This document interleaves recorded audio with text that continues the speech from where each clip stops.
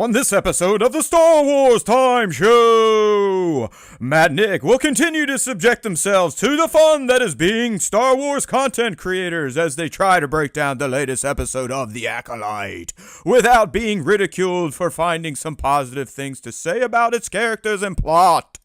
Was this week's episode perfect? Probably not. I haven't seen it yet because these guys make me cut these on a Monday. But was it so bad you wanted to light the world on fire? I highly doubt it. So take a deep breath and be prepared to be stupefied by the hot takes these two are about to spit. All that and more on this week's SWTS. And of course, the show will end with the question of the week responses and the latest round of Top 5 Star Wars Head on Features. Punch it, Chewie.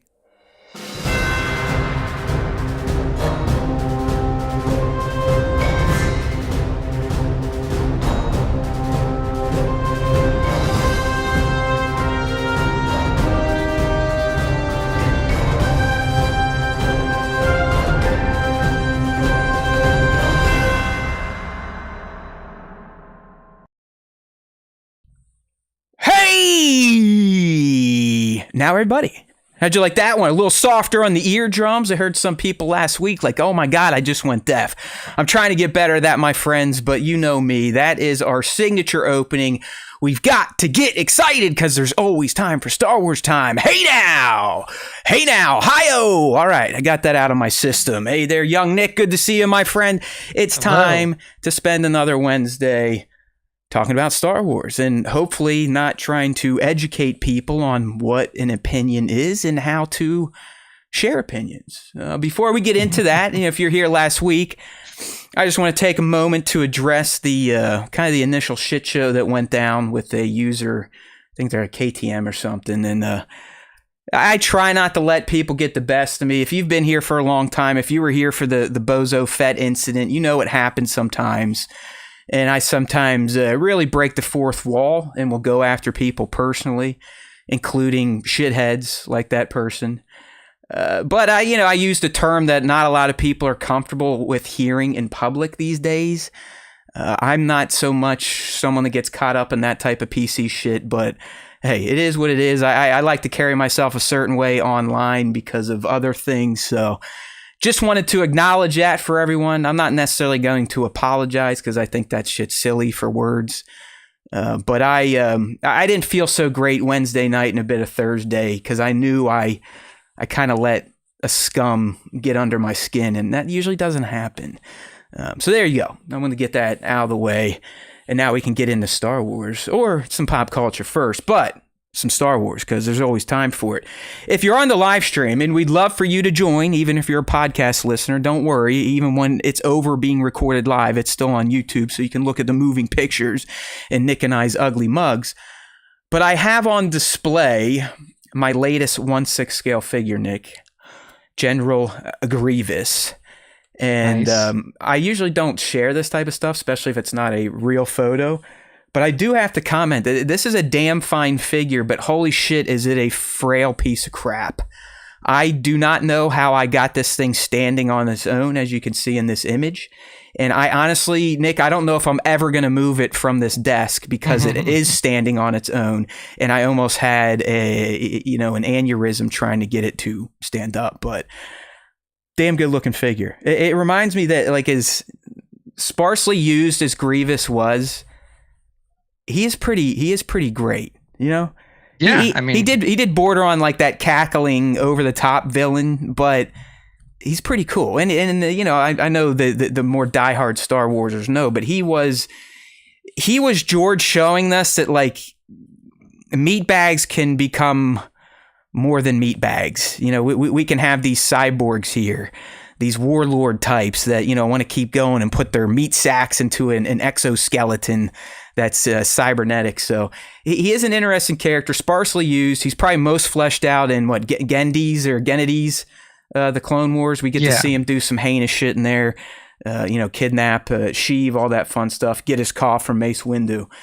But I typically don't like promoting Sideshow 1/6 scale because they're not as good as Hot Toys.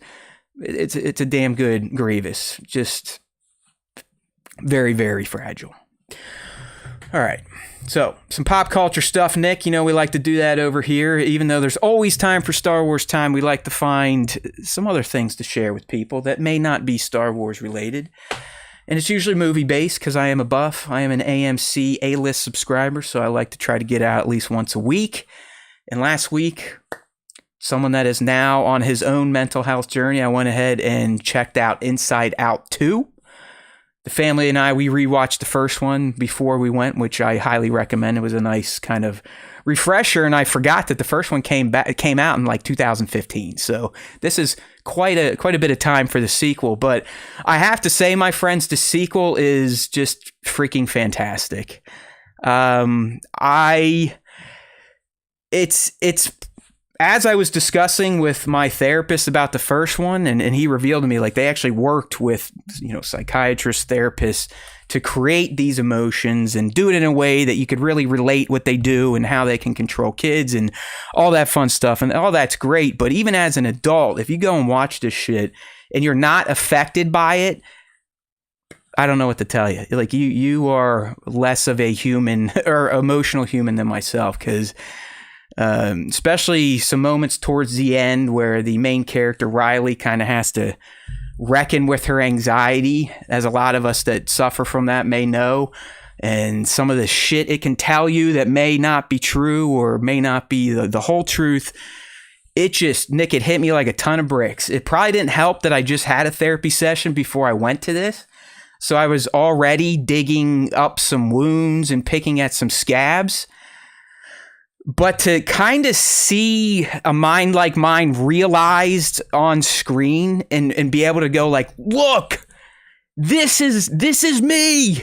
This is what happens. This is why I'm so fucked up, because I've allowed other emotions like anxiety to kind of snuff out my joy. And this movie does a great job at explaining that, you know, kids, I think, can really pick up on it. And then obviously us people that may be dealing with it or not dealing with it, I think it's kind of a slap in the face. Like, holy shit, man. Finally, someone's put into moving images better than I could explain in words what it's like to be in my head sometimes. So absolutely loved Inside Out 2. I actually think it's a service to the mental health movement. So yes, go see this one. I don't care if you have kids or not. Go see it. All right. Next one, and I know Nick has no comment for this because he's anti. House of the Dragon returned for season 2. Didn't skip a beat. Love this world. Love the characters. Love the drama.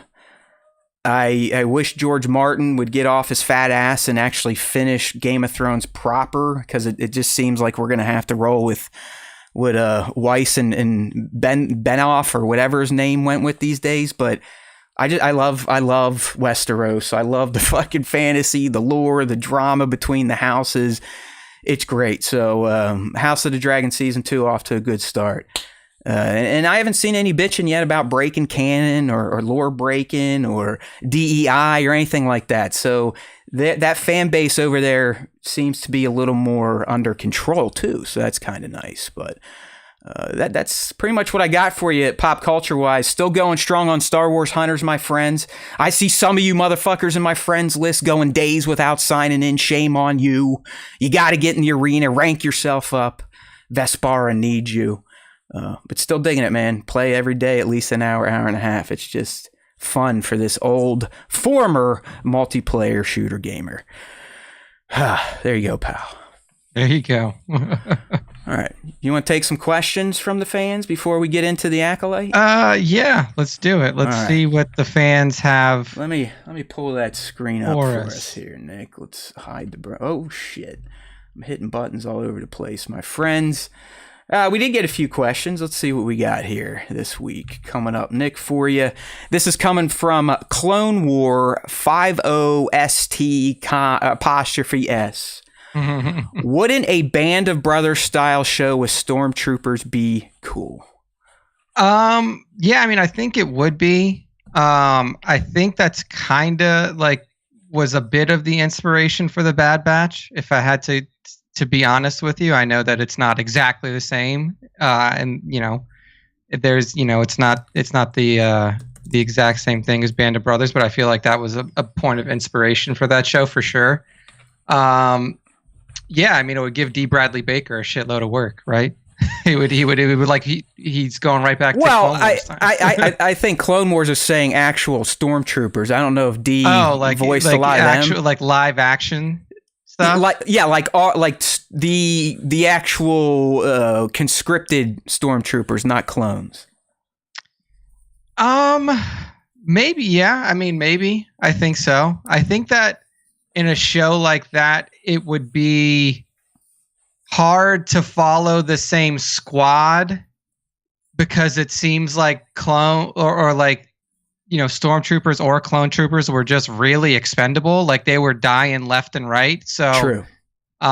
Maybe you would use like the 501st, like this guy is named after, as the primary squad that you would be following, and then you could get some Vader stuff in there as well. So yeah, I think that would be perfect, right? Because Easy was in the 101st, right? So here we go.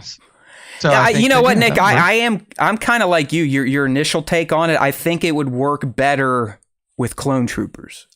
Yeah, I think it would work better. And you kind of got some of this stuff a little bit in the Clone Wars, especially some of the arcs with Fives and Echo on them, the Umbara arc, stuff like that. But yeah, I mean, sure, it'd be cool. I listen, if you've been listening to too many listens, if you've been tuning in for a while, I think it's pretty clear that I'm pretty down with all Star Wars these days, even the prequels. And that's why I feel bad for a lot of these people that get so spun out on things like the Acolytes. Like, just let it go, man. Just let it go. I used to clutch pearls like a motherfucker with Star Wars, especially the prequels. Number one, Revenge of the Sith. We all know this. I've let it go. Like it doesn't matter in the end. It really doesn't matter. I love Star Wars. I love the prequels. I love it all. I don't agree with everything. I don't think everything's perfect or written exactly the way I'd write it, but I don't care.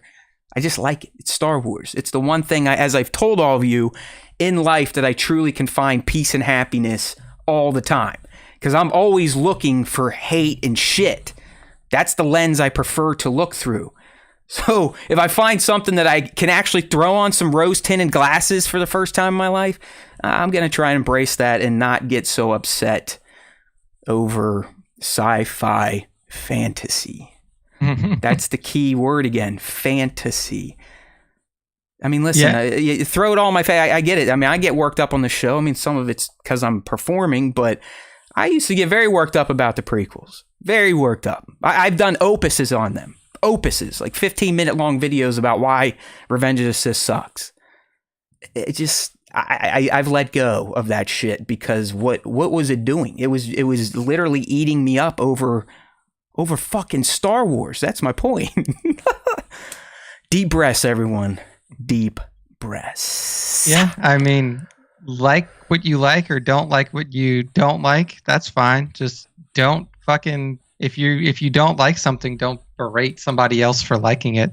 Like, I would just want to look at a few comments we've gotten. One of these days we need to do it. I mean, some of the videos you're putting out, it's like, why are you guys watching this shit? Just watch the OT. Fuck you. You suck. Eat shit. It's like, what are you, like, people literally take time to watch shit that they hate and then flamethrow the people that somewhat enjoy the shit. I don't know, whatever. Hey, welcome to the 21st century and humanity. It's awesome.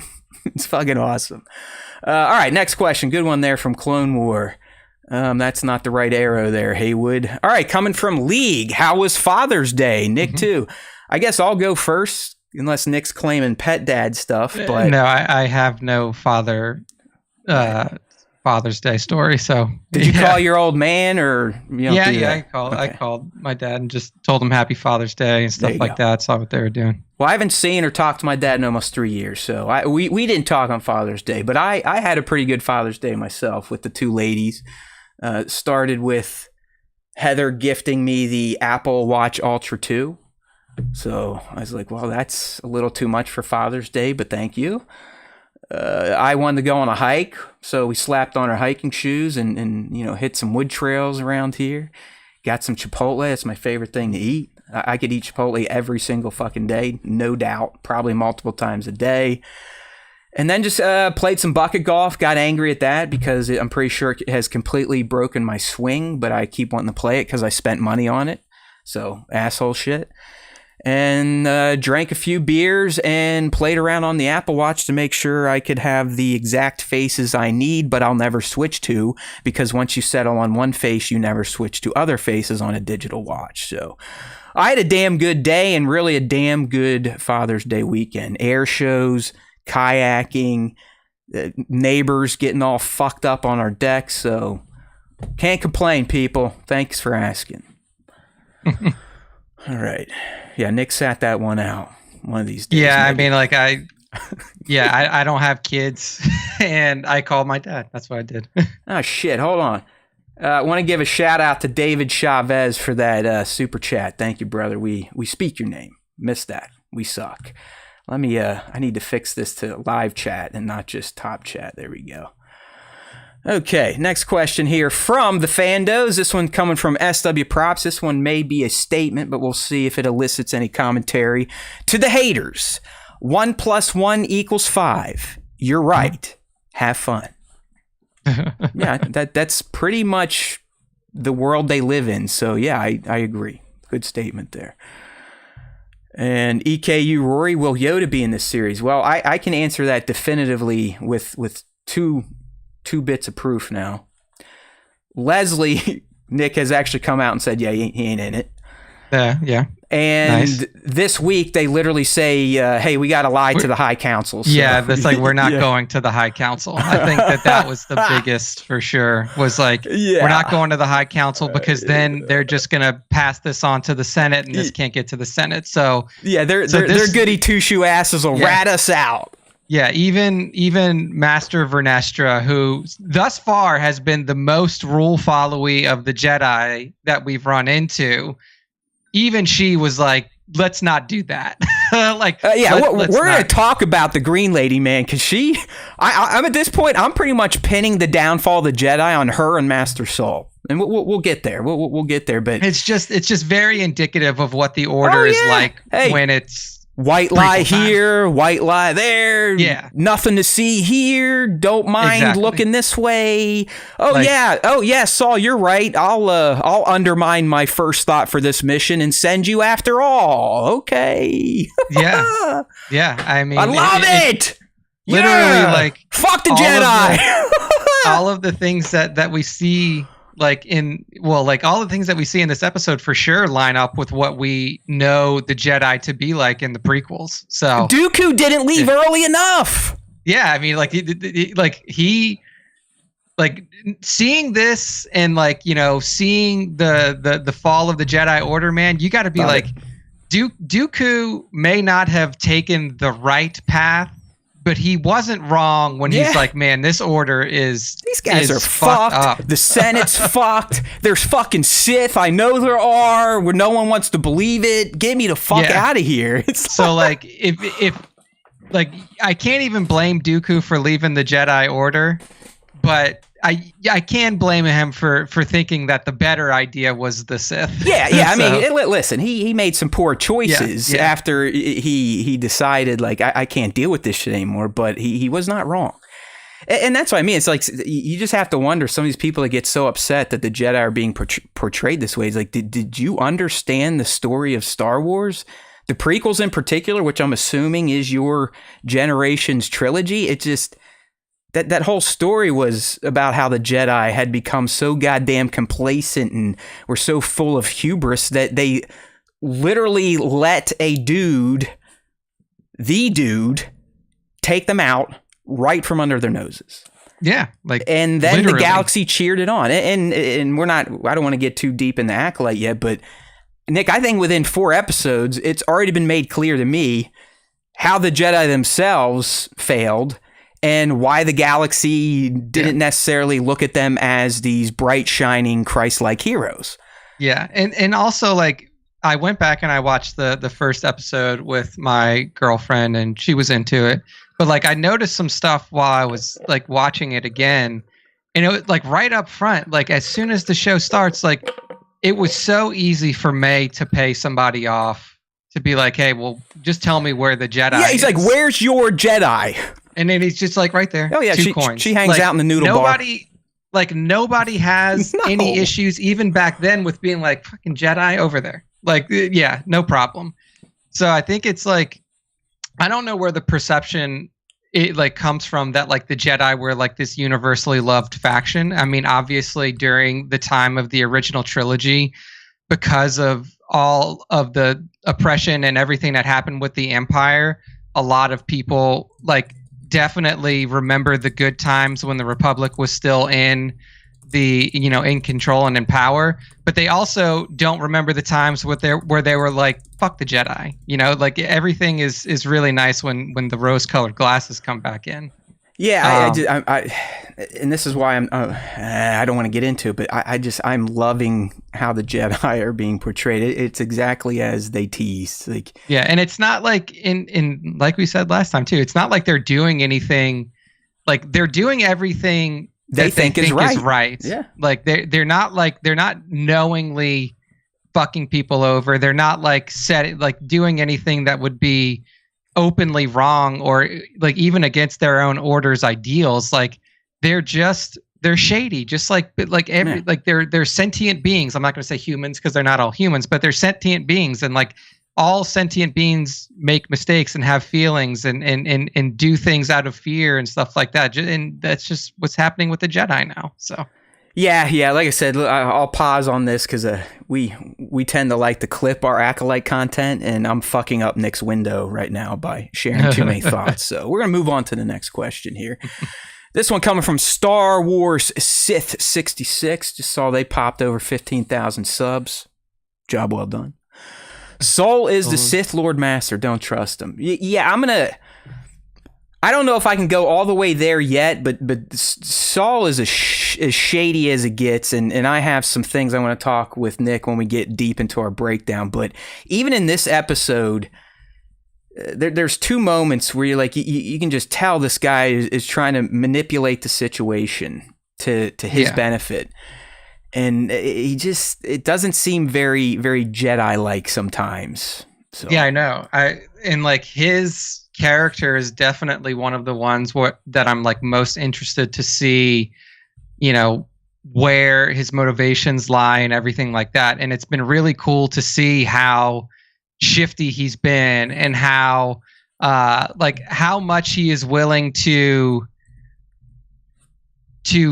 deal with, put up with, or like, you know, how much he's willing to like shirk his Jedi responsibilities to protect himself, probably. And obviously it's a protection of himself and his friends. We all know that those 4 Jedi did something awful, or at least that they feel awful about. So I am really interested to see.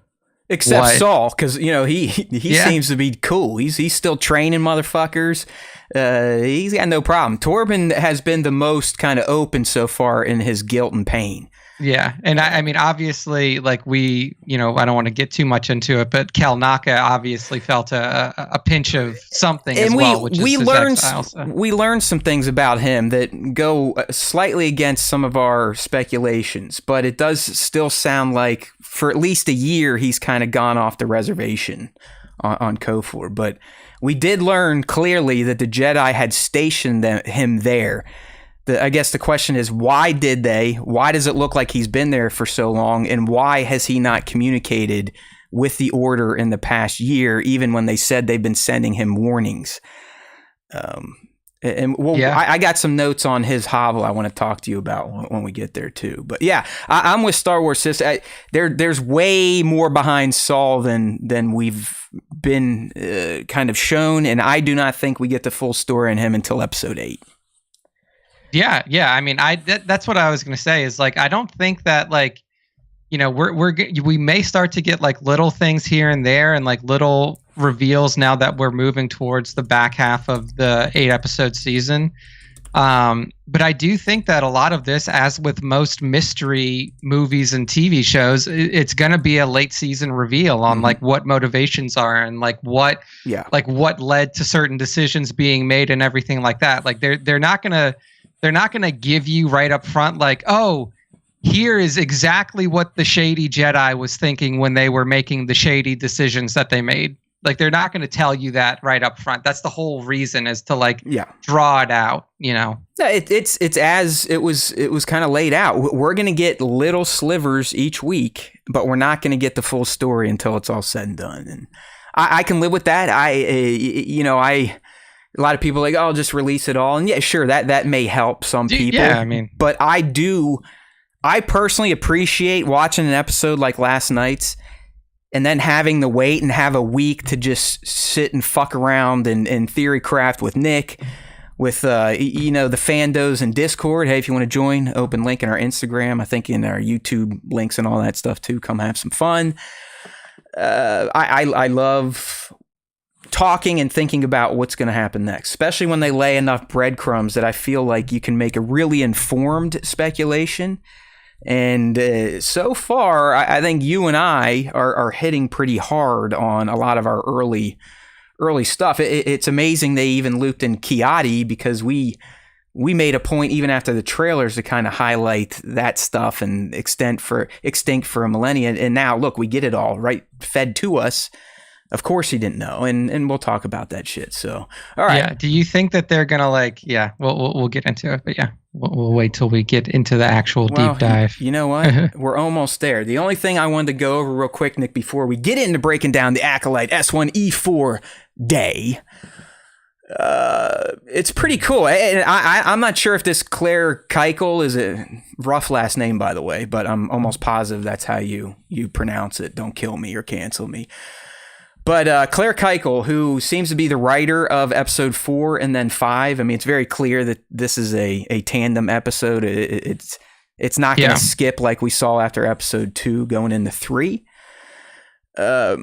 Nick, she was brave enough to go on Twitter last night and kind of reveal herself. And Reddit kind of curated some of the posts. I'm sure not some of the more lovely ones from those nice people out on the internet.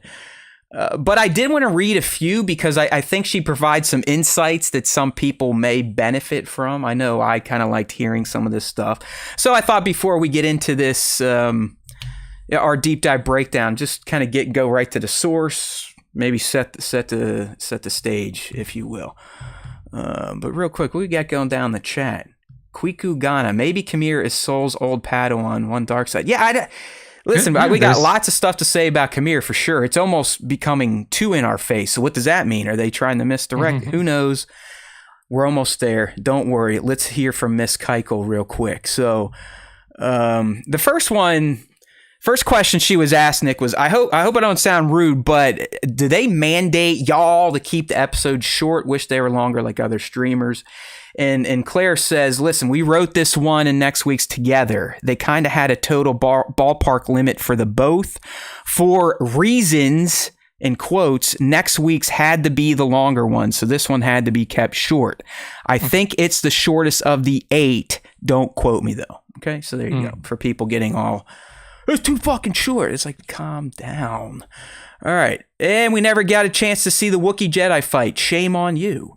Unfortunately, not everything gets to be included for budget and story reasons. We had an early draft that showed the fight and death, but it ultimately broke the POV of the episode in a way that I think wouldn't have worked so well. So, and really, if you think about it, we didn't need to see it. We'll see Kalnaka fight soon. Don't worry. And to me, Nick, it looked like he was talking to someone he knew. The dude was fucking sitting in his chair. So, yeah, I mean, was it a fight? It is. Yeah, I mean, I don't know. You know, like, is it staged? Like, did they stage the body? Did the fight end in a way where he just kind of like fell over into that chair? The wound was still smoking, so it was fucking fresh, like right across his chest, and like you said, still very much fresh. Yeah. Either way, explanation makes sense to me. Yeah, I mean, of course, like, I'm not sure why Lucasfilm would want particular episodes to be shorter. I wonder if that's just like a tactic that they take for like you know what it is, dude. It's let's draw this shit out as long as we can to keep the subs as long as we can, yada yada yada. I mean, it's a formula they give to these creators that kind of sucks. You get 6 to 8 episodes and they can't be longer than 40 odd minutes. Yeah, so I definitely agree with the crowd that wishes that this episode was a little bit longer, but I also like people act like, oh my God, it ended on a cliffhanger. It's like, what do you have to wait? A year? You have to wait 6 days. Yeah, shut the fuck up. Like, it's fun. Like I want to know everything too, but I also like the fact that as soon as it was over, I'm on my phone looking. Yeah. Oh, what did this person think? Hey, intern, what'd you think? Hey, Discord, what'd you get? This is what I live for. I mean, it's what I like to do. It's a hobby. I like seeing how people interpret Star Wars. I don't like how the internet interprets Star Wars, but those that I have kind of let into my circle, those within the SWTS umbrella, I love it. I mean, this is the only reason I still do this shit. It's not like we have a huge audience and crazy engagement. I mean, hell, I can already tell this cast is going to be back to our normal numbers. So whatever juice we had last week is already gone. But that is the story of the Star Wars Time Show. Everyone loves us until they hate us. Okay? All right, some other stuff from the writer here. I like this episode till the ending. Very unnatural cutoff point. And not really. I mean, it teases excitement. This one, I think people are either going to be like, oh yeah, fuck Dave Filoni and Lucasfilm. But did you consult Dave Filoni before writing this episode? Why would they ask that question? I don't know. Not before the actual writing, but after breaking, and he gives notes to all scripts and has to ultimately approve them along with the rest of the Lucasfilm team. So listen, if you want to get angry about supposed canon or legends breaking, take it up with Lucasfilm. Don't blame it on females writing for Star Wars, okay? What are they going to do now? A white guy made the decision on the script at the end. Man, how are they going to deal with that? Probably how they're dealing with Homelander and the boys. That I have not started this season, but Nick, I have seen that there's like memes going around like, they finally figured out that this show has been making fun of them for the past 3 seasons. Yeah, I mean, we stopped watching the boys at the beginning of season 3. Yeah. But yeah, it was so painfully obvious from like the episode, fucking episode 1, season 1, that he was the bad guy. And the fact that so many people are just figuring that out is just fucking hilarious. Well, it just goes to show you how brain dead most of humanity is these days because of their echo chambers. Yeah. But like I said, even this will not help the people that get bent over stuff like Ki-Adi-Mundi retcons. And we'll talk about that. Don't worry. We'll talk about it. Here's one just saying, hey, did you watch the episode? The Jedi don't believe that's a Sith, and he wasn't even on KOFOR. Keiko climbs in, this is the way. So saying, hey, someone that actually has media literacy. Yeah, it's like the funny thing is like they didn't even want to admit that the Sith was a possibility before they went to KOFOR. They were like, could it be a splinter order? Right. We'll get into it. Don't worry. I mean, I have paragraphs of fucking notes on these Jedi dummies. Don't worry. Yeah, Bat. They didn't know Homelander was bad. That's a real thing. Not kidding. Go look it up. Yeah. Like there's people raging like, oh, now boys has gone woke. DEI, I'm out. And then the guy who created Boys, the comic book before the show, and also does the show is like, are you dense? Like just yes, like he's not even like playing with the people. It's like, I'm sorry that you're too stupid to realize that, but that's how it always was. This is all you got to know about these loud types online. Like they are not there. Like they just are not operating with full decks, and their IQs are probably under 8.0. Here's another one kind of questioning her on the whole Ki-Adi stuff, and she's like, he has never known about any Sith during that time, and yes, I watched The Phantom Menace. It's just like these people, even as it's spelled out, they're still like, no, what I believe in my head is true, not what is being shown to me on screen. Keiko also talked about May's sudden turn and that's not her just like flipping a switch and now she's goody two shoes. She was just like, you know what? Fuck this shit. Why am I following this idiot around the forest doing these stupid tasks? My sister's alive. I just want to be with her. So made sense to me. That's about it from Claire Keuchel, the writer of these episodes. So just wanted to highlight some of that before we dove into our full breakdown, which we're going to do right now. This is how we do it here. We'll each kind of give our takes, and then we'll just let the tangents flow, dig into some of the top moments, key moments, eggs, references, things you may have missed, things I might have missed. You never know. Let's have some fun down there in the chat. Yes, Props is right. The Acolyte there are no volume shots. So when you're seeing those outside landscape shots, that shit's all real. Now there might be some sets, and I think you can tell sometimes when they're walking on a set. Oh yeah. But there's no volume in the show, and that's also why it probably costs almost $200 million to make. Practical, more expensive than digital. Yeah, Easy. For sure. All right, Nick, we've made it here. We've already spilled some of our beans, but what say you about episode 4 Day? Just in general, how'd you feel about this one? I liked the episode. I did obviously wish it was a little bit longer, but I also appreciate the anticipation building for the next episode.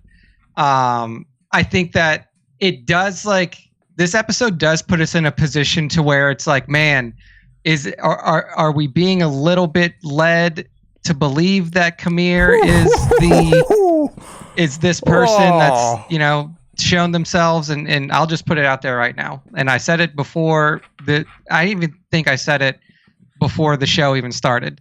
Grin, happy Sith or whatever you call him, happy face guy, he's not the master. No, he's not the master. A true Sith master doesn't fuck around this time would not reveal themselves like this. This is a Sith apprentice.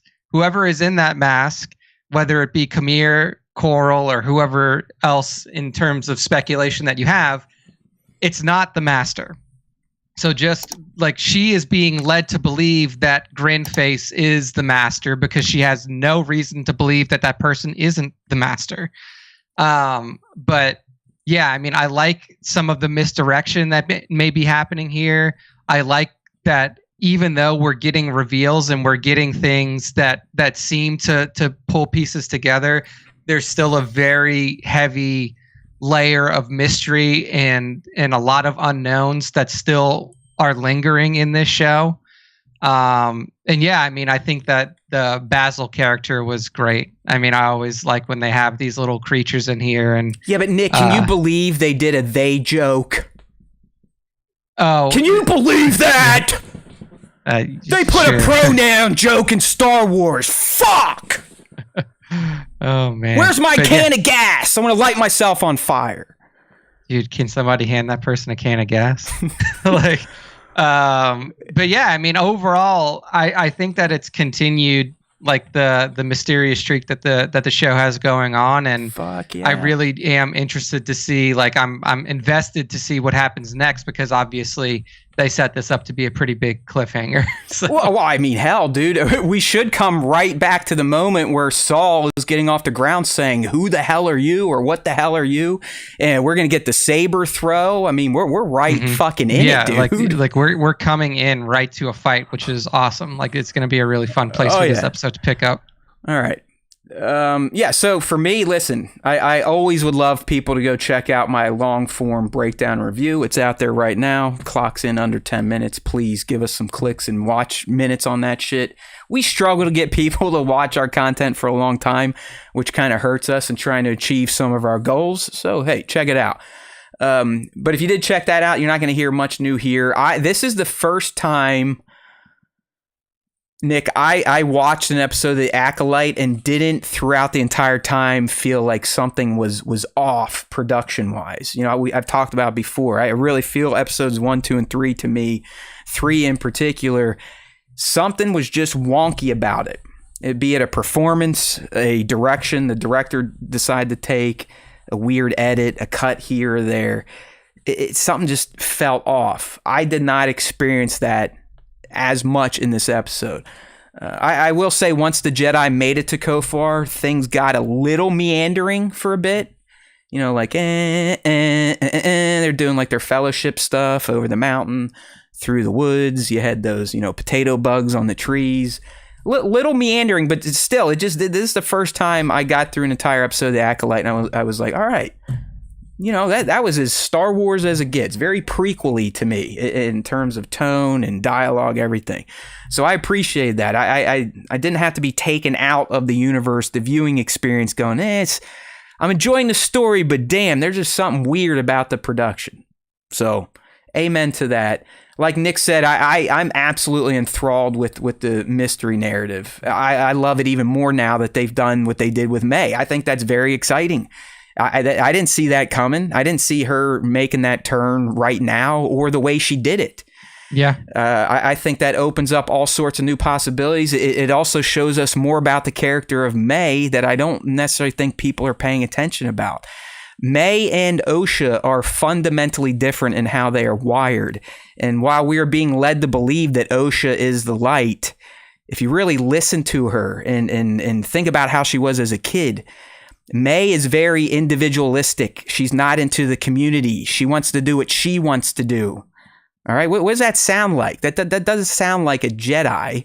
That doesn't sound like a light-sided person. It sounds like a selfish person. Well, I think that you meant Osha there because you said May. Okay, yeah, Osha. Oh, yeah, Osha's the one who wanted to leave and didn't want to be a part of the family. And wanted to yeah. And Osha, what she still has not been able to let go of her hate and anger of May for what she thinks happened that night of the Brendock fire. Where May, as we saw, she's already over her beef. She's like, hey, this ain't worth it. I'm going to turn myself into the Jedi. Fuck this. Like, I just want to be with my family, man. So yeah, I mean, the first time that May and Osha saw each other, it was like May was super excited. Yeah, like May was like, "Oh my God, she's alive!" And then Osha was like, "I've been told by everybody for the past 16 years that you killed my family." So she believes it too, because I mean, as we know through her point of view, she really does think that May set that fire. Now we don't know the full story yet, but just keep an eye on that. So I thought that stuff was interesting. The Kalnaka stuff, definitely, the fact that they kind of forced that hand and we got Kylo Grin, Darth Teeth, the Star Wars Gimp already. We'll talk more on Khmer. It's getting ridiculously in our face. So what does that mean? Does it mean anything? Do they think we're dumb? Or is it, as we have speculated, that the real twist is going to be another dude in black's going to show up at some point in time and be the real master? But it does seem like they're going out of their way to be like, arrow point down, flashy sign, this guy is not who he says he is. So I don't know how to process that, but we'll get there. I really like this episode, and I think some of the standout stuff we'll talk about revolved around that Jedi small / Shady council. I thought that was some choice shit. I love seeing the Jedi kind of being portrayed this way, whether you like it or not. Listen, they are not these godlike heroes that you've cooked up for whatever reason. I listen, I know the Jedi are good guys. Don't get me wrong. But like any good guy, any good organization out there, especially if you're in power for thousands of years, shit goes sideways. Yeah. And it's like like they said in the first episode too, like they're not thinking about things just in terms of like, is this the sole right thing to do? Is this exactly what we should be doing because it's right? They literally say like, well, we have our political opponents to think about, political dissenters. Like they're all like the order itself is already in a place to where like they're not making decisions or doing things purely for altruistic reasons. Like they're also afraid to let the Senate know things like we heard in this episode when Vernestra was like, hey, look, we can't tell the High Council about this because it'll go straight to the Senate. And then when it goes straight to the Senate, we're fucked. Like, she's like, it will sow fear and mistrust of the order. So they are protecting themselves, and we're seeing they're willing to do whatever it takes. Yeah, they have a self-preservation and protection mode just as any other organization or individual would. So if you like the thought that like Jedi are purely altruistic, is a purely altruistic job or purely altruistic order. I understand it, maybe even from my generation, because look, our first exposure to a Jedi was Luke Skywalker, and yeah, he is very Christ-like. He is your traditional hero, but he came from a fucked up order. He even told us himself eventually, like, listen, these assholes that came before me were jacked, and that's why they were able to be vanquished by literally one guy. Yeah. I mean, Vader helped, but Sidious was the one that laid the groundwork, the plan, got it executed. Then at the end, he got his henchmen to kind of do some of the murder for him. But in terms of the politicking, He handled all that easily by himself. Jedi hubris. We've been hearing about it for a while. Yeah, it's like, I mean, this is the story George was telling in the prequels. Like, the order was busted by then, and now we are seeing why. And I appreciate that. So, yeah. To me, this is one of the better episodes, I think, for sure. So, there you go. I got plenty more to say here for you, Nick. So, I don't know if you have anything kind of chomping your bit, or if you just want me to kind of kick off a top moment and see where that goes. But yeah. I mean, nothing right off the top of my head that I didn't already say. But yeah, I mean, let's dive into it, because I do think that there's some good moments to touch on. And we've already kind of talked about it a little bit, but the first top moment to me, 100%, was the stuff at the Jedi Temple, in particular the small council meeting. As we've talked about, I think a lot was revealed about the Jedi, this small council, Vernestra Rwoh, Master Soul, Kiadi, Master Holden. We learn a lot, and I think it's laid out there in black and white why Kiadi in the Phantom Menace would still believe the Sith have been extinct for a millennia. Yeah, because as Nick said earlier, I don't know if you caught him, they don't even remotely start to draw a line to their former foes.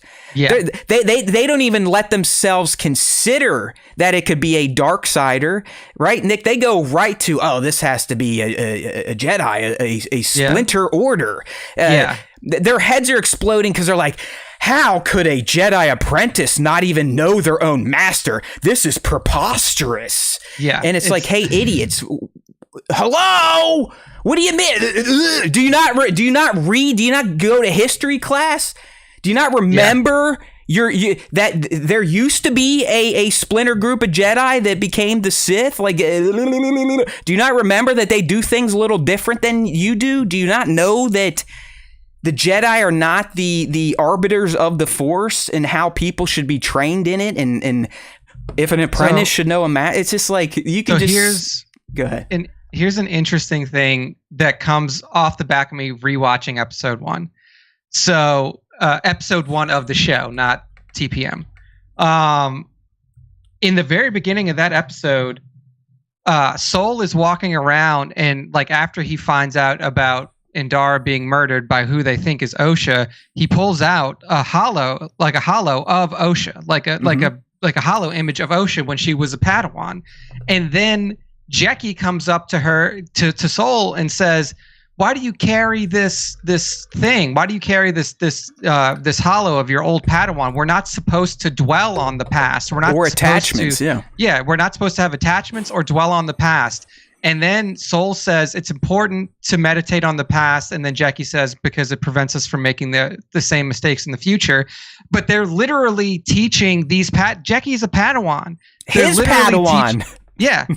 Like, they're teaching the Padawans, like, don't think about the past, don't dwell on the past, don't do anything, like, concentrating on the past is a bad thing.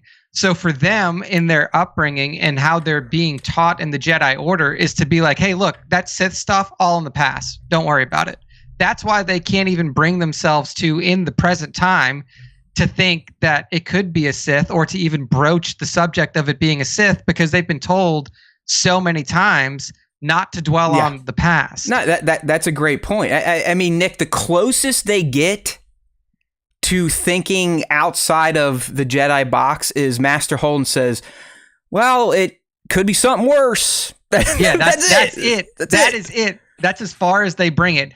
And then, I mean, I know we're not there yet, but like when Grin finally shows his face, the response is literally, what is that? What is that? Yeah. It's not like, oh, red lightsaber mask, all black, like clearly Sith. Like Jackie doesn't even know. She's like, what the fuck is that thing? What is that? Like, you would imagine Dracula? That like anybody that has read Jedi history or has taken in the knowledge of the Jedi Order and what their enemies were before would be like, oh shit, like we are dealing with a Sith here. Like it's not even a question. They're all in black and they just floated. The Jedi wear black.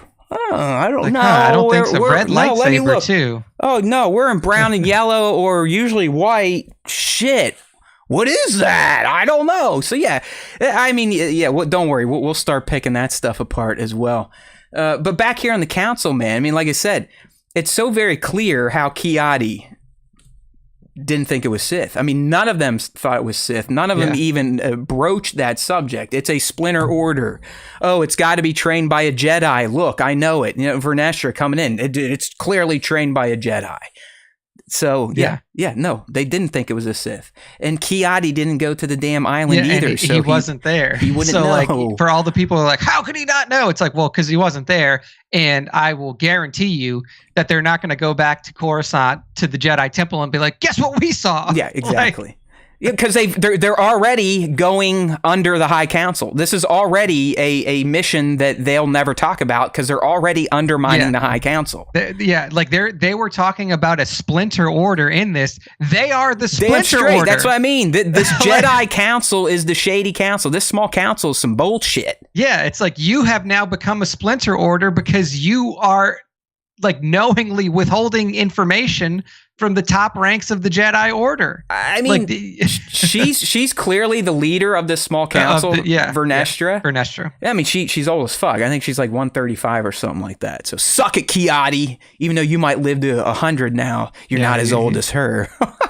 But Nick, I mean, she rolls in literally, and she's like, "Yep, trained by Jedi."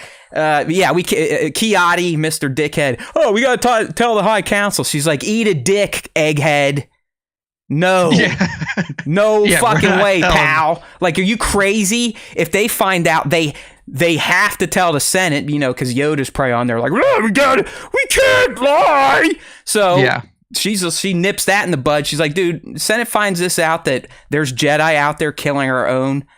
Fear, mistrust, we're fucked. Like our veneers are going to get fucking dirtied up, and we can't have that happen because we are the High Republic Jedi in our golden white. Yeah. Love it. I mean, just like the fucking arrogance with these people. It's amazing. It's self-preservation. Like, think about what happened. Like, I mean, like that's what she's doing is like, she's thinking about like, man, what'll happen if they think that we can't even control our own ranks? Like, she's not doing this out of like a sense of altruism. She's literally doing this out of like, if we say anything, we're fucked. Yeah. Like self-preservation. Yeah, self-preservation. These some bad politics for the Jedi Order. Like and honestly, Nick, I put up McNuggets comment. Oh man, Kiadi always in the middle of some Wookiee stuff. That's for sure. He really is, man. He's always right on the outside of that Wookiee nonsense. Yeah, she's like, yeah, let's handle it ourselves. We'll keep it swept under the rug. And he did. Listen, when she's out there talking to Saul, where again Saul undermines her authority and her initial choice, because remember, she didn't want Saul to go to KOTOR. She's like, dude, your personal attachments are getting a little dangerous, dude. And by the way, why the fuck did you lie to me 16 years ago about the potential of May being alive? Like we said last week, it was kind of odd that he that was a hard no for him. Like, nah, fuck it. Yeah, the planet might be completely disintegrated by now, OSHA. You just don't know. We can't go back. Just not. And I love like how he says like, I saw her die. It's like, no, you didn't. You didn't see her die. Then he's like, oh, she fell down a large hole. No one could survive that except. And it's like, maybe if they have the Force and could fucking grab on to shit. Yeah, I don't know, Ben Solo. I know that you're not going to be alive for this, Master Soul.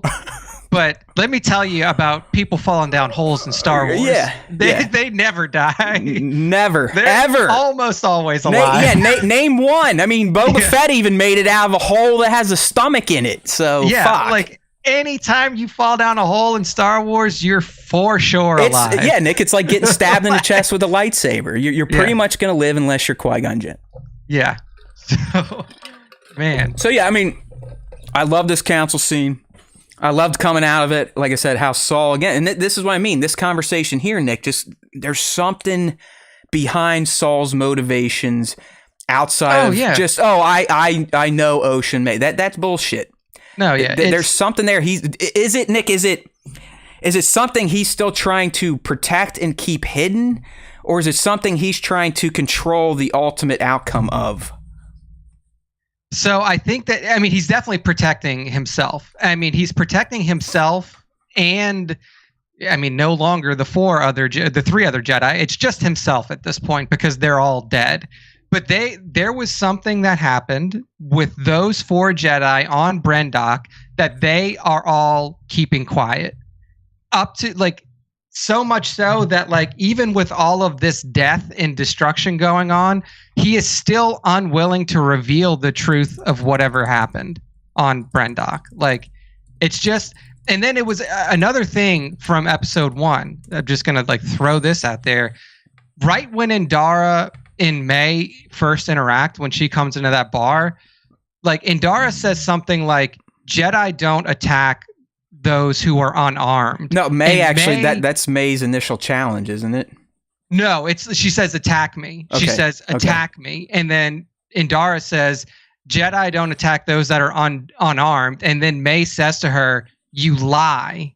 Like, almost like May has seen a Jedi attack somebody who is unarmed. Got you. Like, she's not like, oh, like she's intentionally goading her. Like, I know that you've done this because I've seen you do it.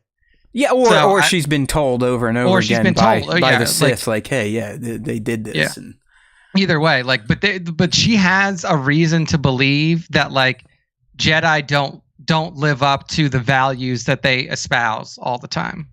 Yeah, so I mean, I just love the scene. Jedi Shady, soul hid May, survival chance from Vernestra. So I mean, he's lying to her. She's lying to the High Council. She got all the other masters on the Small Council to buy into lies. It's just like, can we not see how this stuff festers and can lead to the destruction and really more importantly at this stage, the utter blindness of the Order to the dark side's rise. Yeah, because imagine if the High Council would have known that there was a Sith that showed up at this point. They probably still would have thought it was a rogue Jedi, but they wouldn't have been fucking around. They'd have been like, all right, we're unloading 1,000 of you asshole Jedi, and we're going to go nip this in the bud.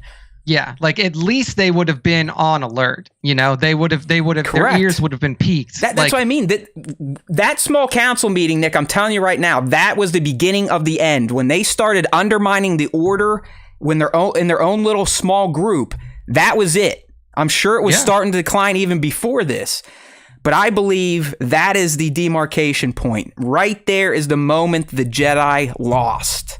Yeah. In that room. I mean, it's the mistrust, and it's in, like, even within that small council, you still have Soul, who has his own secrets. And then, like, it's just... Well, dude, I was going to tell you, you can tell they don't even trust each other in a small council. Did you see the look Holden and Kiadi were giving Vernestra and Soul when they were having their side conversation? Like, man, I don't really agree with Vernestra telling us not to tell the High Council, and it looks like now she's about to boot you off the mission and give it to Soul, who probably shouldn't be there anyways. So they're all talking shit behind each other's backs.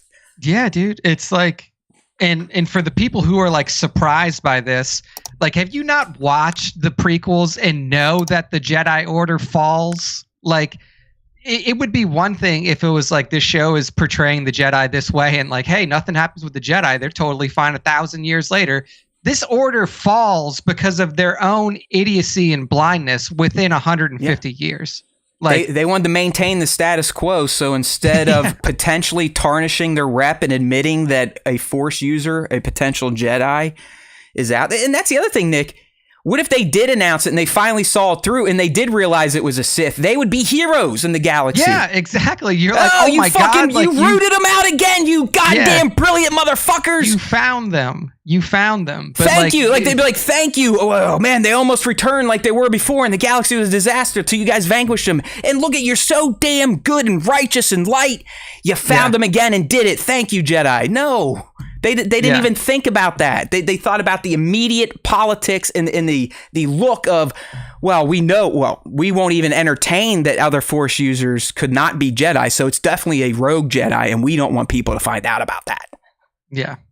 Love it, man. Just fucking love it. All right, since we're on the Jedi, let's talk about the Kiadi stuff real quick.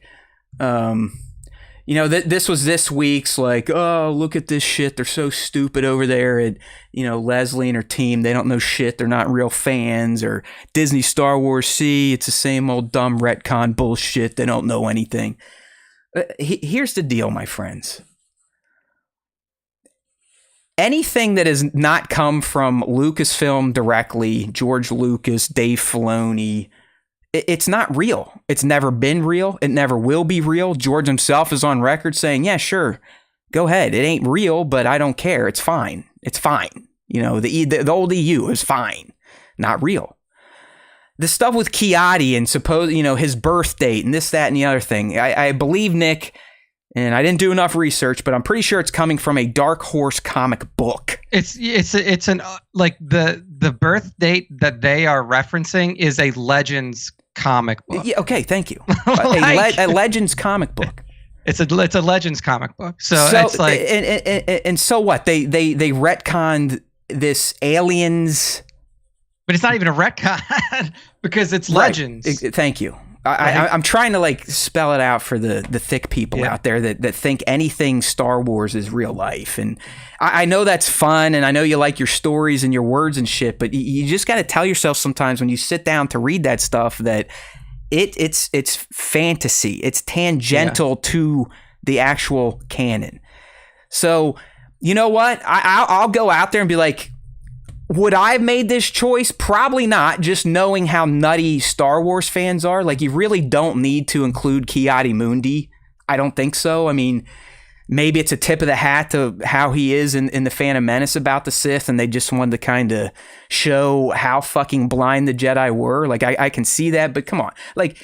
Don't open yourself up for cheap shots when, Nick, Yaddle would have been perfect for this spot, right? She would have been great. We know they live forever. Yeah. She has no fucking legends or real canon written about her. And listen, I'm not upset about Chiadi. I could give two fucking shits. Who cares? He's a fake Syrian alien. Who gives a shit? And guess what? They've also retconned Qui-Gon Jinn's fucking birthday too. So, dude, they retconned what you call it? Asajj Ventress's death in the last series. Yeah, so I mean, and that was actually in a book, and that's from a canon book. That's from a canon book. We're not even talking about Legends there. This is from a canon book. That's what I mean. Is this this is Star Wars? Nick and I were talking about this earlier. If you get upset about Star Wars retcons, take it up with George Lucas because he's the one that started the trend. Let me list a few for you. Han shot first. No, yes, he did. Yes, he did, but George wanted to change it. Luke and Leia incest. Okay? Nope, they're brother and sister after all. Leia having vivid memories of her mother. Oh, how'd that happen? It didn't. All the certain point of view shit. Boba Fett flying into a fucking Sarlacc pit. I mean, come on. I mean, George has been retconning since the originals. It just... And like Nick said, this isn't even a canon retcon. This is a Legends retcon. Yeah, a Legends retcon about a tertiary character that had maybe 4 minutes of screen time total in the fucking prequel trilogy. It's crazy how people get attached to that. Before we continue on, your buddy Phil needs your help here. Here's his first one. I can appreciate the idea of presenting different perspectives on the Jedi, but when was the last time the Order, not just a single Jedi, were portrayed as good guys? I mean, I think during the entire prequel trilogy, they were presented as the good guys, but they were just presented as good guys who are blind to things that are happening around them. I don't think that the Jedi have ever been portrayed as bad guys, ever. I can't think of a time where they've ever been portrayed as bad guys. And I don't think that they're being portrayed as bad guys now. I just think that they're being portrayed as people. They're being portrayed as normal beings that have their own self-interests in mind, especially when they know that something bad could happen if the truth got out. That's just how people are. People are whether you're a Jedi or not, whether you are an FBI agent in the real world, a cop or whatever, your primary modality as a sentient being is self-preservation. So when shit pops up that is not good for you, and you know that if people in power find that out about you, your instinct, your natural instinct is self-preservation. That's what I was saying. Like, I don't think that the Jedi are being bad in this series. They realize that the status quo of the galaxy will be tipped over if it is found out that there is some indiscretion within the order, whether the indiscretion is correct or not. Because realistically, like, they don't know that May is not being trained by a Jedi.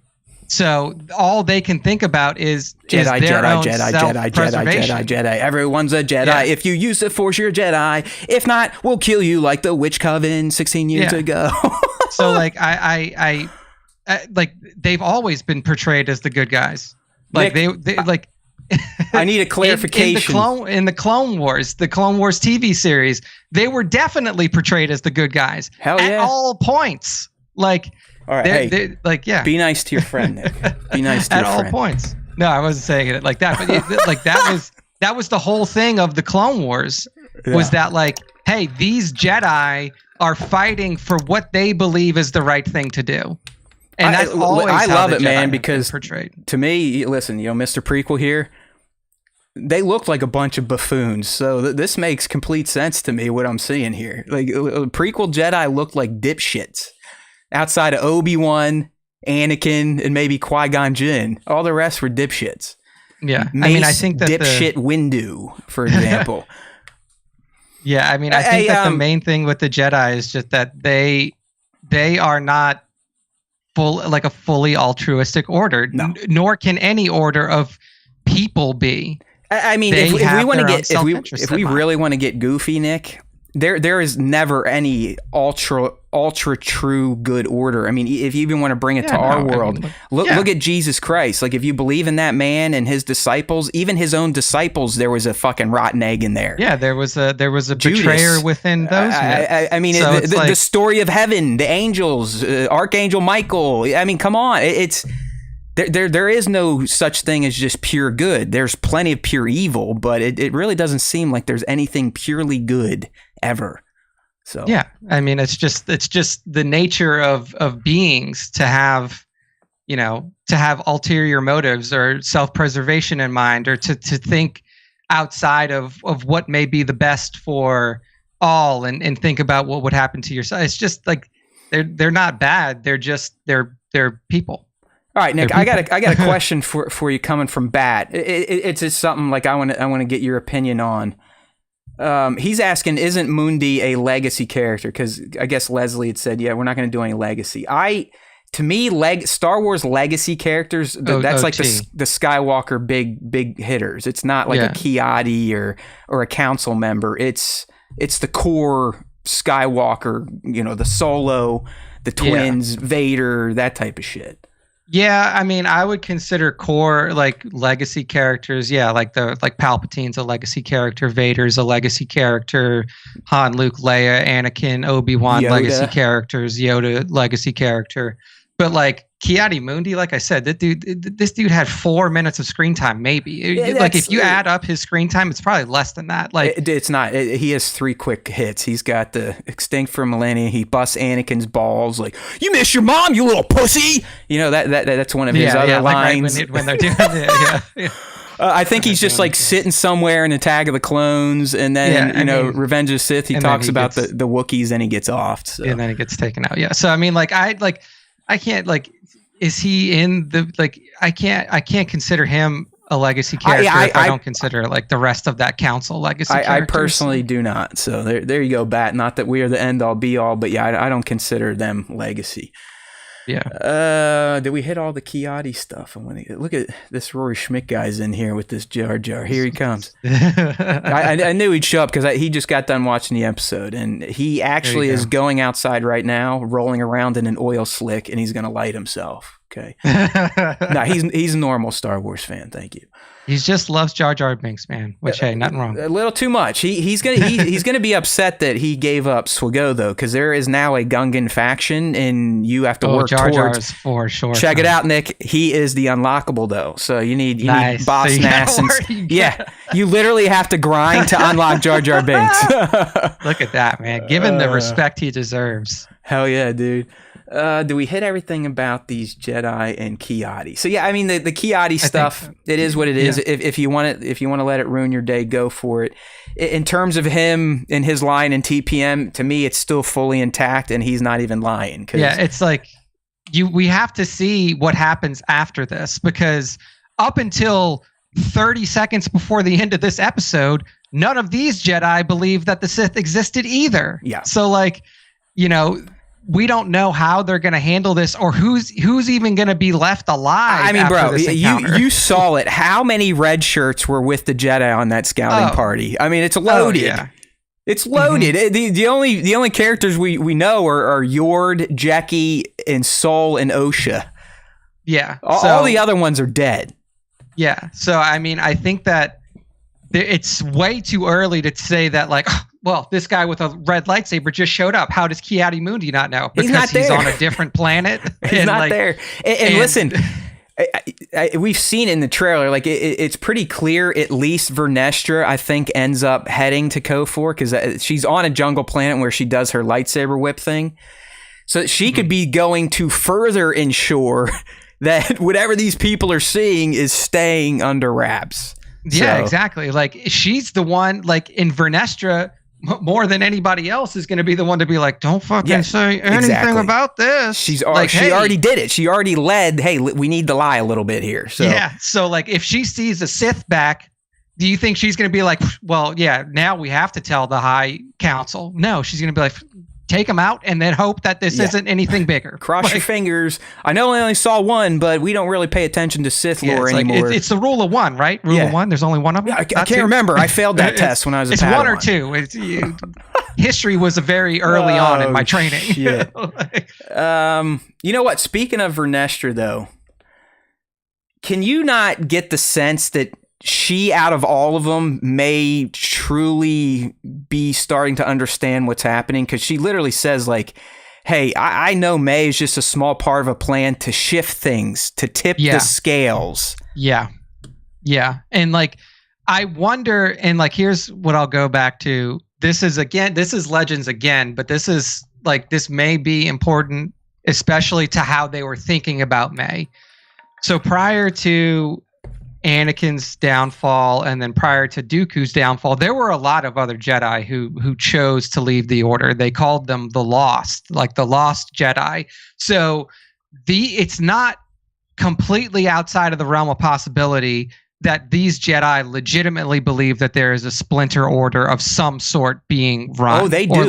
They 100% do. Like, so it's not like people are like, well, why would you think that? Like, deep lore from like old EU, like that was a real concern. Like, Jedi were leaving the Order, and there was a concern that there would be another schism. Like, there was a schism that happened super early in like Jedi history, and there was a real fear that another schism could occur because of the size that the Order had grown to, and the fact that, like, there were these rumblings of, like, stuff going on in the back with, like, all of the Jedi who had left the Order. So it's not completely. Yeah, man, it's just like, that's why they look so silly about this. They during that small council meeting, they don't even entertain the idea. They're literally saying the words, trained by a Jedi, but not as the Jedi would, because the apprentice doesn't know the master.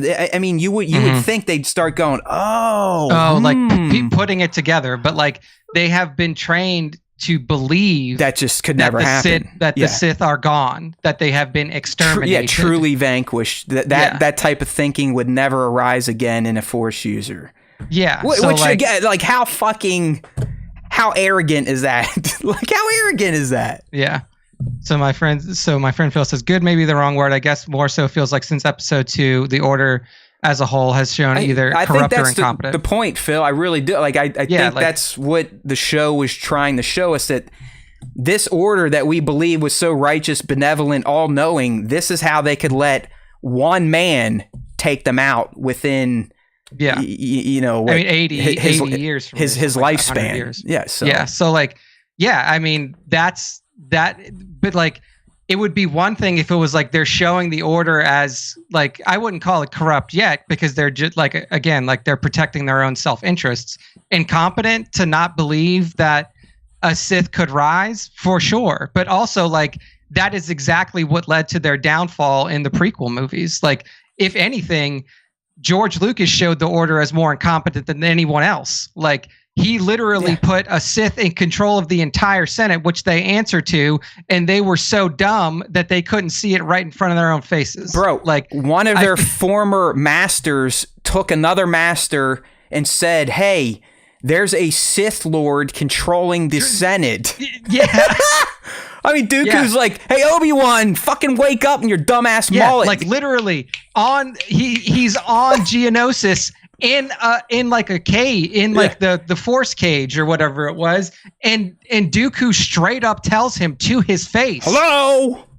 Like if they're like, so like while this is definitely planting the seeds of like either mistrust between the Jedi within the Order or like an unwillingness to believe that what they see is real, like that was like George set that out in the prequels, like right up front. He was very clear with the fact that the Jedi Order had become so disillusioned with the idea that the Sith were exterminated that they couldn't even see it in front of their face. Couldn't even entertain it. I mean, it took till the end of Attack of the Clones, where there's a galactic war taking place, for Yoda to go, hey, you know what? I'm pretty sure the dark side's doing something now. So something like there's something to do with the dark side here, and like, and he's saying this after he knows that Count Dooku had fallen to the dark side. Well, hey, here's a good point from McNugget.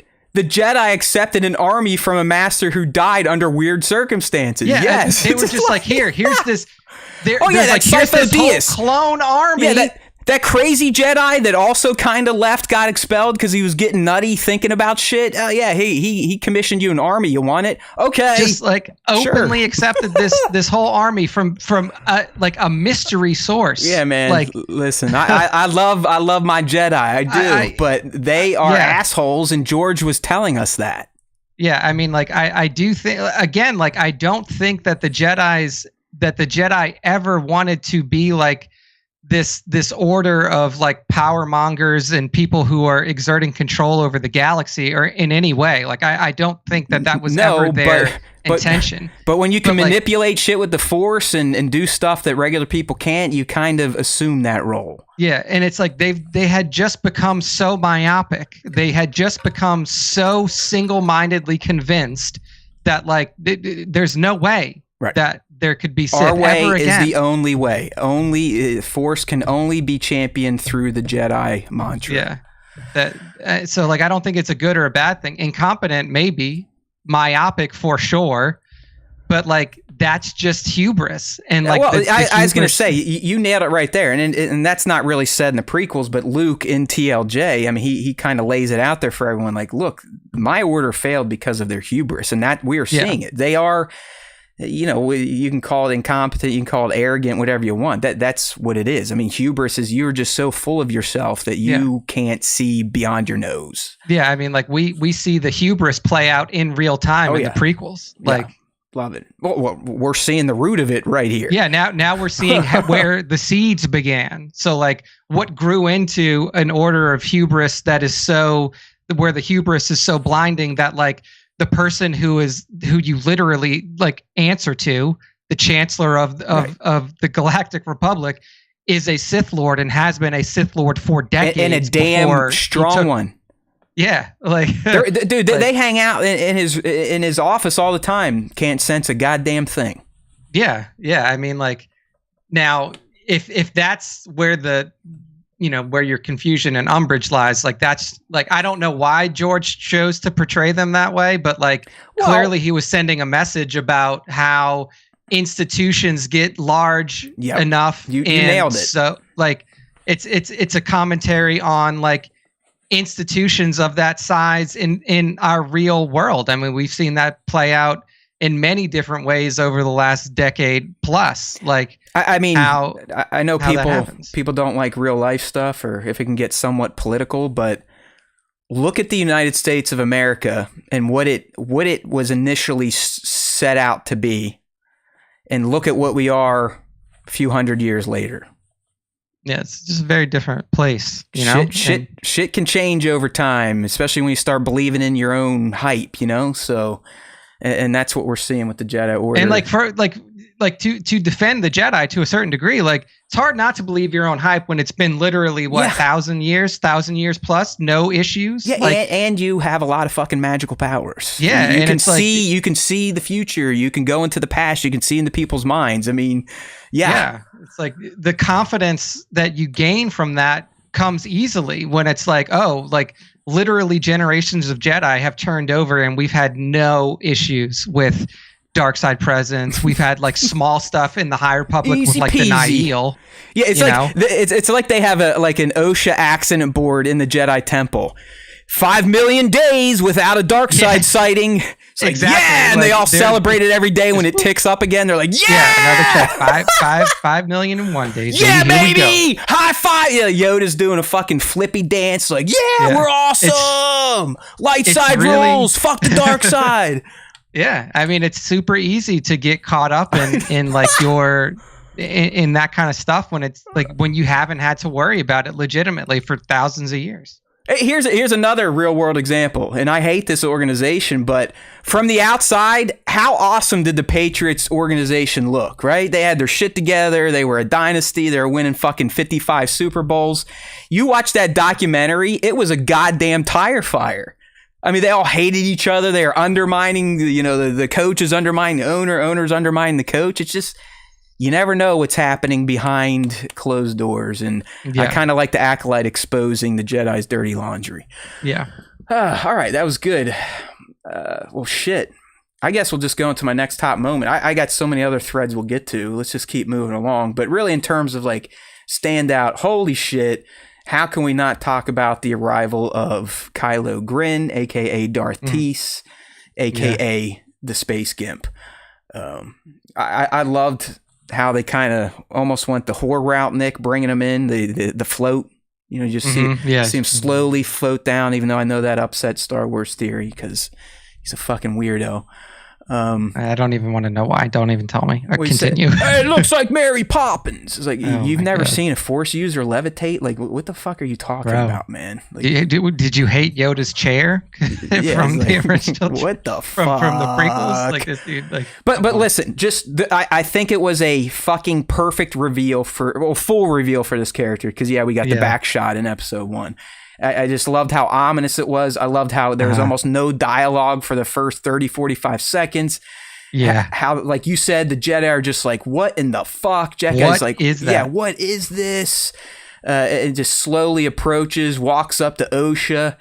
Pretty much the same posturing that Kamir did when Osha was pretending to be May in episode 2. This shot I have on the stream right now, you can see an eye popping through the slit. It's still not enough to give away who this character is. But in terms of like a great, I loved it. I thought it was shot perfectly. I love the shot where they kind of show Osha and this character, the Sith Apprentice. Yeah. Kind of facing up and he lights the saber. That was such a cool scene. Flick, man. Like he just fucking flicks May out of the way, snaps his neck over, and then flings an entire platoon of Jedi into the dark night. All right. So the reveal was awesome, but let's talk about some things because I took as many stills as I could that were at least discernible and weren't blurry because they were movements. And really, the one I have up now is probably the best, in my opinion, to show that this character, this Sith not master, is probably a male. Do you see that arm and just how muscly the forearm and bicep are? Yeah, I mean, I definitely think it's a dude. And the hands kind of looked a little dude meaty, right? Like, yeah. I thought that too. I was like, this looks like a guy's hands, or like somebody who works with their hands. Yeah, something like that. And there may even be tattoos, and we've never seen Khmer's full skin, so who I will knows? say that the neck was completely painted black. Like if you look at if you look at their neck was painted black. Okay. Like if you let me see. Yeah, I'll go back a few. I think. Yeah, I think it's like the third shot. Yeah, there we go, right there. The neck is painted black. Oh yeah, look at that.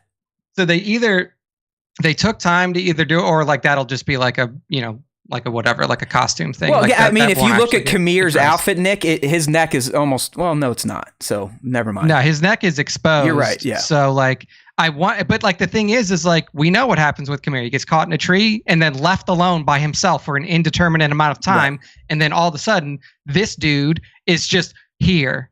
Well, even May's like, well, I don't even think the master could find his way here. So it's like, exactly. They even kind of laid that down. And if you notice, super telegraphing it. This Sith, he's also pretty much nude underneath this poncho. I mean, when he's lifting his arms up, it's almost like actual. If you go back to the comic, this guy reminds me so much of the actual Ren. Ren literally would wear a helmet and a bare shirt and just fucking let his tits hang out with like a cape over it. That's true, yeah. And if you think that this is Khmer, as we were, don't worry, we're gonna fully dive into that shit. It would make sense that he hastily had to get his gear on after May lassoed him up. So just fucking threw off a shirt, threw on the new poncho, the helmet. Here we go. But I really do think it's a male. The only other, like as I said in my review, my out of left field guess would be Mother Corel.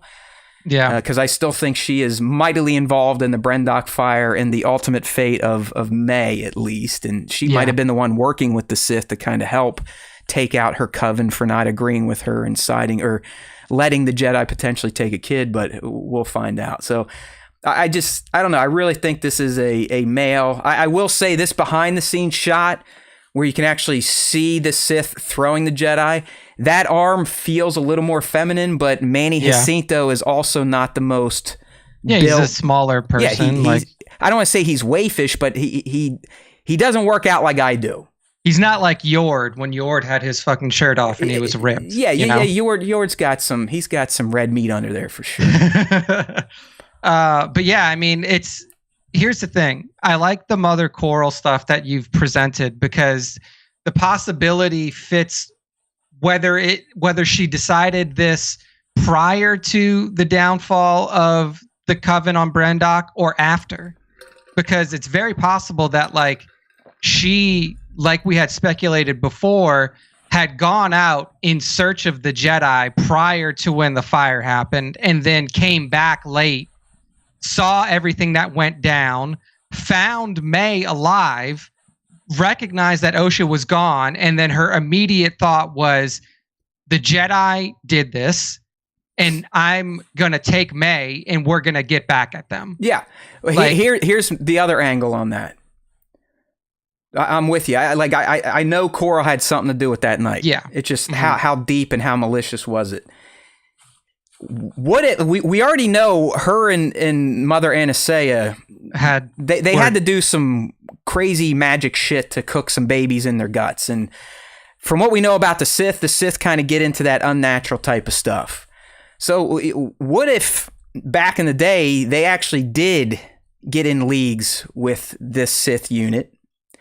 And I heard some of this on Beyond the Dune Sea, and they kind of made a Faustian deal, like, hey, yeah, you help us kind of extend our coven. Because remember, that was a big deal last week. Like, hey, we were basically all going to die until we were gifted these twins.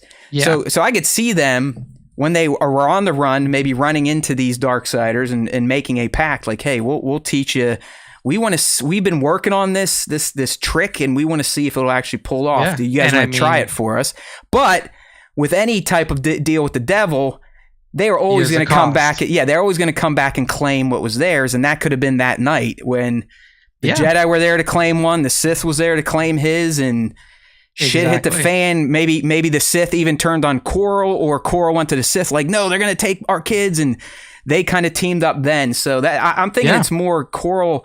They might have always been in leagues with the Sith, and the Sith were just coming to kind of get theirs that night. That is definitely also a strong possibility, and it feeds into the off comment that Coral made to Mother Anastasia, saying like, "Well, if you think you're in trouble now, just wait till they find out how you conceived these kids." Yeah, because what's going to upset a Jedi more than anything? It's knowing people are using the dark side in unnatural ways.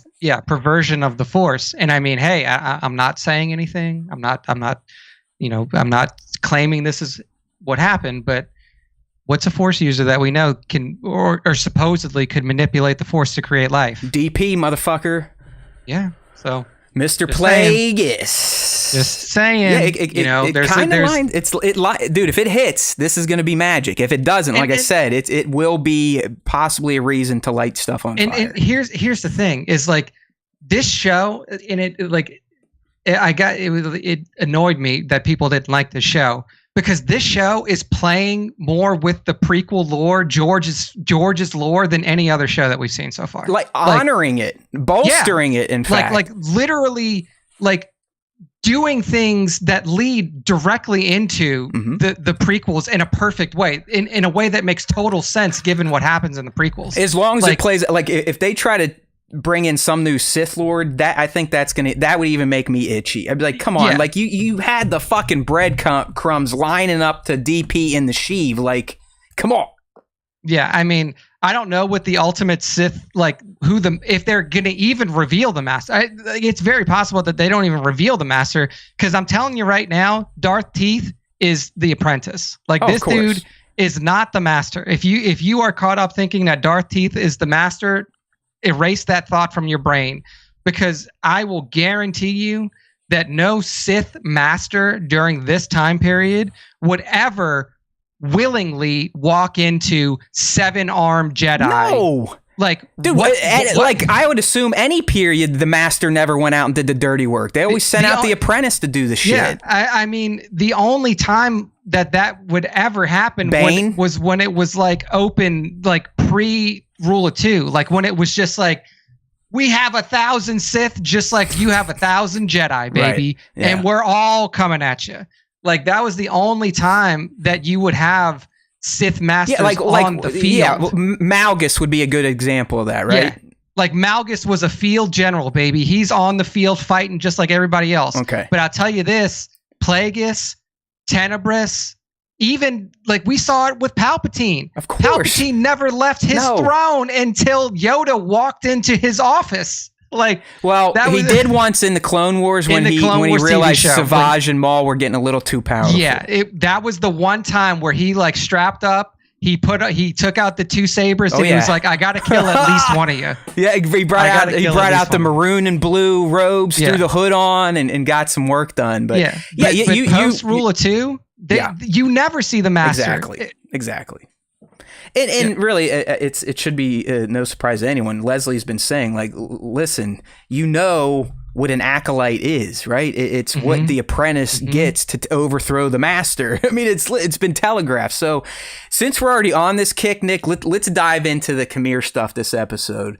Because I was almost flabbergasted, and I'm starting to feel like I'm trying to be talked out of my initial speculation that this guy is Darth Teeths. But here are some notes I took down just to show you like how out of the way they were going to prove that this guy is more than just some, know-it-all, almost kind of not practical joker, but doofus, right? I mean, when they first show them land on Kofor, he trips over his bags. Yeah, like he's like a big dummy, But here we go. So they have their whole walk, and the whole time you can tell he's kind of prying and prodding at May. You will see his tone change based on her answers, and if they are not what he wants to hear. The fact that he's like, "Hey, bounty hunters won't enter these forests." May goes, "But you have." Kamir found the Wookiee on his own. He tells May she made a deal and needs to kill the Wookiee. He keeps planting seeds to May about Soul. He keeps questioning May on her failures to not kill without a weapon. He's not okay with May wanting to take a rest. He says May's test isn't impossible when she says it is. He then says the master will kill you if you do what you're about to do. I mean, this is not a simple traitor. And like I said, Manny is so damn good at playing this role. Like his physical body will contort, his tone will change as he's talking to May, and it's just like, yeah, this guy is her master.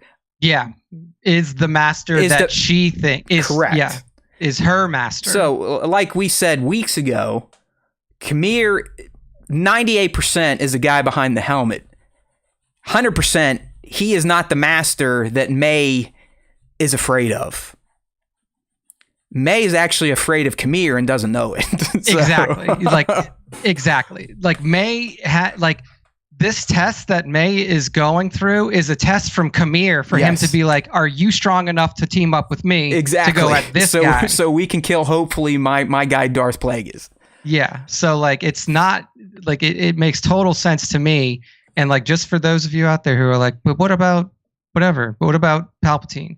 This is way before Palpatine. Like Palpatine is probably very young at this point. I don't even think he's probably not even born yet. He might not even be born. Yeah, exactly. He might not even be born yet. Because Palpatine is a human and ages like a human. If I don't know if people caught it in episode 1, but in the crawl, it says it's 100 years before the fall of the Republic.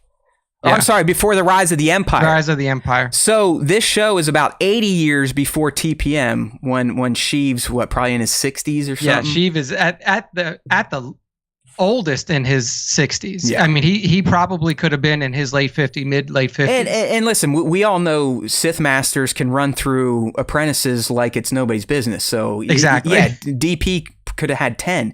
I mean, you could argue that Kamir here, Darth Teeth, he could be an apprentice of Tenebris as well. Or like I said too, during this time period, even in in Legends time, like there were pretender masters. There were Sith out there, dark side Force users that claimed to be a master, but they weren't. Or there was no established descendant line of you're the real master, blah blah blah. Like there were people who claimed to be masters that weren't all the time. Yeah, dude. If you believe in the dark side, do you really think you're going to fucking follow the rules? Yeah. No. Yeah, and it's like if you've heard of the rule of 2, then you're like, well, I'm the one, and then he's my 2. Yeah, it makes sense for my immediate rule of 2, but not you guys. And the fuck you guys, you need to die. Do you think that potential Sith Lords are flying around to different planets and knocking on doors to be like, I'm starting a rule of 2 with me and my apprentice? Are you a Sith Lord? Yeah. If you are, then I can't do mine because then there would be more than 2. I still think. I don't think you pretty much know Kamir's the Sith apprentice. I really do hope he is the apprentice of Plagueis, but if he's the apprentice of Tenebris, maybe they're gonna retcon Venomous and kind of make him a human instead of a Biff. Yeah, I mean, Venomous was one of those things where it's like Venomous was in the Plagueis book and then was eventually taken out by Plagueis. He was like Venomous was killed by Plagueis because that was Tenebris's second apprentice. Oh no, not rule of 2. Yeah, so it was his second apprentice. Maybe they could be playing on this here, and Kamir's trying to take out Plagueis that way. But I really, like I said, I hope just for what seems to be a continuity they're trying to build into the prequels that he's just tied to Palpatine. We don't get into the Tenebris stuff and all that shit. But yeah, we'll see. But I mean. Now, Nick, in terms of just how in your face it is now that Kamir is more than meets the eye, are they doing that for a true misdirect, and it could be Mother Coral someone else, or are they doing that because they think the real twist is going to be, haha, he wasn't the master though? I think that they're doing this because there are multiple other reveals, and this one isn't really that big. Right. It's okay. Yeah. So whether it's he's not the master, or who the master is, or anything, like there's still reveals to come up around Brendok and like the Jedi and everything that was going on there. So I think that like they've telegraphed this one because it's like, well, like this isn't the reveal. Like, like you feel like you're getting something here, but like ultimately there is a bigger reveal. Oh yeah, I agree. I just, sometimes though when a writer or someone goes out of their way to be like, look at this really character, look at this yeah. character, it usually doesn't pan out being them. That's all I was saying. It just felt like they were trying to shove it down our throats to misdirect again. But I don't know, just Kamir lines up so well for this character. So I'm sticking to my original speculative guns and riding Kamir as a Sith apprentice, been trying to recruit May as his acolyte to take out his master, Darth Plagueis. Done. Yeah. Okay. So there's our top moments. Some of the eggs will actually kind of might spawn a conversation. You had to like seeing a Wookiee in a Jedi robe in live action. All right. It still fits after all these years. Kalnaka looking good. It is funny he's willing to wear a robe, but that's it. Like he'll just wear his belt, no tunic, nothing. He's like, fuck it, I'm letting everything hang out except my utility belt. Gotta love those Wookiees. Immediately when you walk in though to his hovel, what symbolism do you see? You literally see the yin and yang painted on his walls with the dots from the Witch Coven. Yep, I've been saying since day one, May and Osha are about as yin yang as it gets. I mean, they are truly the light and the dark. They are opposites, and it's holding true even up through this episode. And Nick, I'm wondering, like, I'm guessing as we have kind of speculated, Kalnaka is going to get mind controlled by the witches. Do you think this is part of that? Is this fallout from that? Like he's somewhat gone a little crazy and he's obsessed with these symbols now and what they may mean, the power of one, the power of two, the power of many. Maybe, yeah. I mean, I think so. It's very possible. Well, like, obviously, these symbols, regardless of what happens to him, would probably hold a lot of significance to him regardless because of what happened on Brendok, even if he wasn't, like, taken control of, which we're speculating happens. So yeah, I mean, if anything, it's just like him reliving or the reminder to him of like the worst time in his life. It's like he's consumed by it. And here's something we did learn. And again, it's coming from the Jedi narrators, Vernestra, so who knows the real truth of it? That's kind of funny to say. We can't believe the Jedi. But she does say, I wrote this down. She does say that, oh my God, sorry people. Let me try this one more time. She does say that the Order stationed him on Ko-4. So it was not a self-exile like we speculated, at least according to Vernestra Rowe, who we know is a suspicious narrator at this point in time. Yeah. But like I said earlier, even during Yord's briefing, is like, the Order sent him there. So for a reason, maybe it was to kind of get him away from the other Jedi because of what he saw and knows. But he's been there hanging out, and for some reason, for the past year, he's gone off the reservation. Yeah. So much so that Vernestra's like, we got to get there. We know May's probably going there. We can use Osha to potentially bait her. But we got to get Kalnaka out of there. Something as funky is going on, big time. So, do you think he was stationed there for a reason, or was it more to let's after what happened to you, you can't really be around the council too much? It also could have been by his request. Well, yeah, because we talked about the Mad Claw theory. Like if those scars on Torben truly are from Kalnaka's claws, that is the biggest sin he can commit against his race. Yeah. So maybe he was like, listen. And then also like the Jedi would be like, look, man, you didn't do this on, like you weren't yourself. You were being controlled by an outside force, but he wouldn't be. He would be like, look, it doesn't matter. Like I have to do this. Like, so yeah, it almost seems like it might still be a self-exile, but the Jedi were like, look, okay, like we're not going to boot you out of the Order, but if you like, we will station you on this planet for you to be able to work out whatever it is you need to work out. Yeah, I thought it was kind of in your face with the literal yin and yang, and I'm sure that feeds into that goofy song they sing there. So, all right. He does have a bowcaster. I don't know if anyone saw that. He's got his trusty bowcaster. Did Chewie give it to him? It is a possibility. Chewbacca would definitely have been alive at this point in time. Remember, he's about 138 when we meet him in Solo. No, Joseph, we don't want to see any leaks. We're cool. No leaks. Thank you, though. Here's the other one. Like literally the last shot of Kalnaka in that opening. I believe, to me, it's the power of two, the power of many. I mean, all the fucking dots and shit, and it's clearly the witches' tattoos. Yeah, I mean, imagery, it's also the I mean, it's ascension. the thing that was on May's head, like May, like the little symbol on May's head. So yeah, like Bat said, I mean, I could get that. into that. They're trying to hide him because of what would happen, and he definitely seemed a little busted. And we saw him dead there. I think I got a shot of that. And if you were like, well, how could Kamir get there? He was tied up. You remember he left to go get some water before May tricked him. Okay. Yeah, and then also, he was the only one who knew where he was. Exactly. Like he had found where Kalnaka was staying. Yep. So while everybody else is kind of still trying to their look way for through it. the forest, Hey, we need a tracker for our tracker.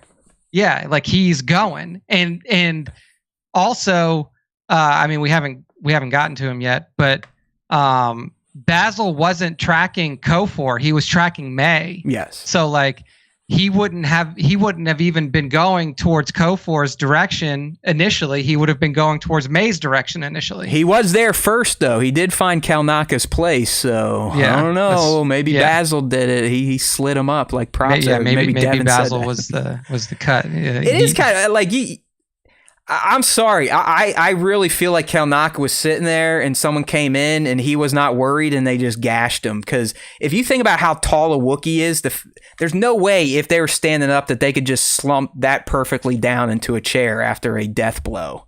Yeah, I mean, I have no idea like whether he was surprised or how it went down. Like we spoke about earlier, apparently the team had he just like a fight that was planned and then it got cut. So they say. They said early drafts too. So early drafts. I mean, look how he's seated. It's almost too perfect of posture to be up fighting, get a chest slash, and to go, oh, hold on, let me die in my chair. Yeah, it's like one of two things. It's like he knew the person who came in and killed him. Just complete surprise.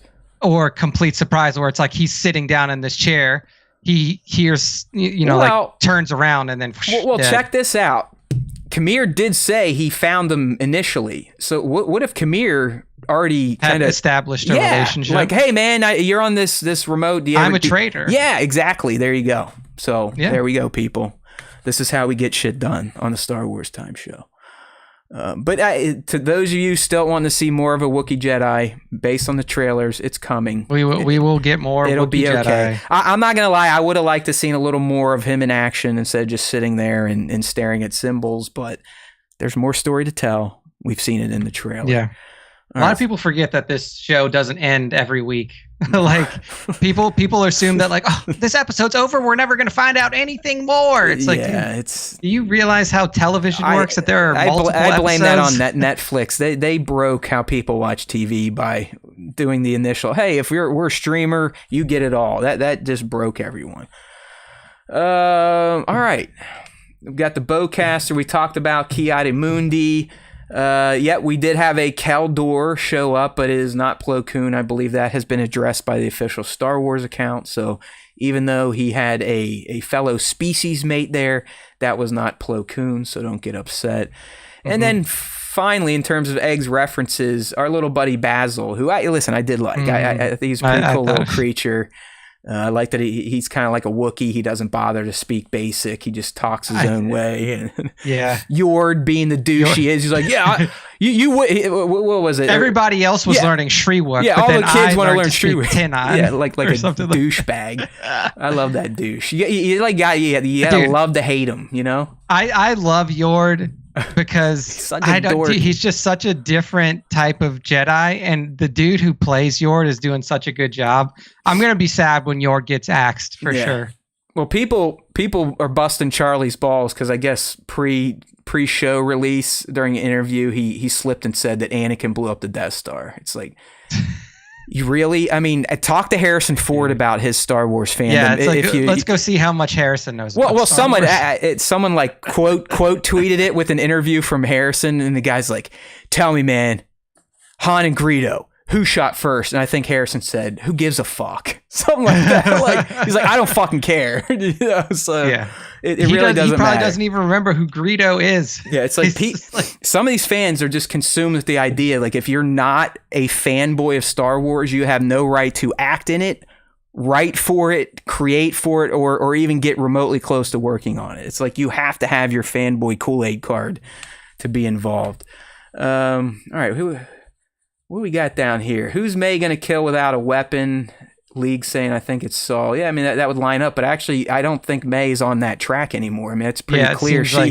She's over that shit, and I know we see May eventually put Jackie at knife point, but I think it's going to be self-preservation, because you saw how scared May was when the boss showed up. Oh, yeah. She doesn't want to deal with him either, so. Also, like, imagine if you're May, and you're May, you're like, I'm turning myself into the Jedi. You run to Kelnaka's hut, you walk in and he's dead, and who shows up? The Jedi that are hunting you. Their immediate thought is like, we got here in time to catch her in the act. Like, they're immediately going to assume that she did that. Oh, yeah. So of course she has to go into self-preservation mode, because the people who were hunting her just found her with the dead body of the person that that they're trying to protect. Yep. Yep. You nailed it. I mean, she laid it out. She's like, listen, I'm done with this. I'm going to go turn myself in to Kelnaka, explain what's going on. No big deal. So I'm pretty sure that thread, at least May's mission, is over at this point. Yeah, in time. like I don't think that she's still in like trying to kill these Jedi. And especially like now for sure, she has a ton of questions, because she's like, it was my mission to kill these 4 Jedi. Yeah, why were you here, Master? Yeah, like one, why did you do this? And 2, why would you be here? Like, why are you here at all? Yeah, so she's definitely like. Yeah, I don't think we have to worry about that. I actually think the person that's going to kill Saul is going to be Osha without a weapon. I really do. I think in the end, Osha's going to be the one that flips. I think Osha's going to flip to the dark. She's going to be a dark side. She'll girl. be the acolyte. Mm-hmm. Maybe she's off, man. I'm telling you, she is off. There's something off with her. She can't let go of her hate when May can, which is impressive, because May is clearly the one that's a little more sinister, at least as kids. What else we got? We covered. Oh yeah, well, Basil. We were talking about him. He, as you said, he's a Tynan, however you say it. Yeah. Which is a alien species first canonized in Catalyst, a Rogue One novel. All right. There you go. I do still have a few ha's here. I know time's going quick. I did not feel like we've almost done 2 hours, but we have, believe it or not. I guess that's a sign of at least Nick and I enjoying the discussion about this show, for sure. Good conversation. Hey, Sir Dork, we're always live, and look what I'm wearing today, buddy. I'm wearing my Dorker, my Sir Dork Trooper. That's right, yeah. Oh, I actually... I'm good friends with my neighbor, and we've become, we're in a group chat, and like most adults do, we share reels and shit of stupid stuff or cool stuff. Guess whose reel they shared with me unknowingly? Yeah, it was Sir Jared's. Dork. They're like, hey, look at this fucking guy. Look what he's doing with battle droids and clones. I was like, what's weird? I actually know him pretty well. He's been on my show. He's co-hosted it with me. Yeah, he's a good played dude. D&D with him. Sir Dork, your virility, not in that aspect. I guess your viralness is still going strong, my friend. So good for you. You made it to some old people's Instagram feeds with your cool Star Wars toy photography. Okay, some of these ha's I want to get your input on. Yes. Or even the live stream chat. Join in. Remember, if you want to join the live stream, if you've just been a podcaster of the SWTS, you can do so Wednesday night, 5 p. Eastern, as close as we can get, youtube.com/Star Wars Time Show. Don't forget to like, sub, comment, share, shit talk, do what you got to do. If you are new here and you want to consider even being a member so you can get these cool ass little emojis and icons in chat, you can check that out down below in the details section. So, Nick, I thought it was made pretty clear in this episode that Jackie and Osha are kind of bonding. And I kind of dig it. I dig the friendship. You know, there were multiple times in the temple, on the ship, on the forest, where they have a very pointed conversation about life. I don't know if that's going anywhere. I don't know if one will ultimately betray the other or if this is being set up on purpose, but I'm kind of digging this offshoot bond. Yeah, I mean, I think that like from the beginning, like I mentioned from episode 1, like Jackie had always kind of been like, "Hey, why are you doing this?" Or like, "What about this?" And like just kind of just a little bit more inquisitive than some of the other Jedi. They're becoming friendly, you know? So it wouldn't surprise me all that much if Jackie like had aspirations outside of the Jedi, or maybe she like sees in like a different life for herself now that she's been in it for so long. But yeah, I mean, there's definitely a friendship that's growing between those two. And I don't know how much interaction that they had when May or when Osha was still at the academy. Like maybe there was just like probably a brief... none, considering she's the new Padawan. I don't even think Jackie knew Osha until now. Yeah, I mean, maybe not. I mean, Osha and Yord definitely knew each other. Oh, 100%. I think Yord and Osha were in the same class. They were in the same Padawan class. Based off of their initial interaction where she's just like, "Oh my God, it's Yord. Like, you finally made night." Like, clearly they had a rapport. So I wonder if like maybe Jackie had known of Osha when she was a youngling before she was taken on as a Padawan or anything like that. Like, but yeah, there is a friendship striking up there, and I do think that it's pretty interesting. I'm not gonna lie, I'm kind of with League. I don't know if I can say I have gaydar because I'm not gay, but I sense that a little bit for sure. Maybe, League, yeah, between these two, like more so from Jackie, I felt, which is bad for a Jedi. But yeah, I kind of picked up on that as well, League for sure. Yeah. Okay. All right. What else did I have here? There were plenty. I just got to delete them because I have a shitty short-term memory. Talked about how Kamir does kind of break away from May at a point in time, which is when he could have whacked Kalnaka. And this was, no, it wasn't. It was right after she's like, you know what, I need to take a break. He kind of was starting to sense that she was maybe drifting from the plan, and he was probably like, all right, I'm taking this fucker out regardless. Yeah. May leaves Kamir to break good. We talked about that. Very interesting choice. Didn't see that coming so early on. It really, like a lot of you in the stream, I figured we'd be seeing May kind of try to work through her mission till the end. And that's why I kind of like that they nipped that shit in the bud, and we kind of have a whole new approach to the final half of this season. Yeah, I mean, I like how they're subverting expectation in certain areas. Like before the show even came out, people were like, "Oh, it's a twin twist. It's a twin twist," and then the twin wasn't the twist. And then now with May, it's like, "Oh, well, she's the bad one."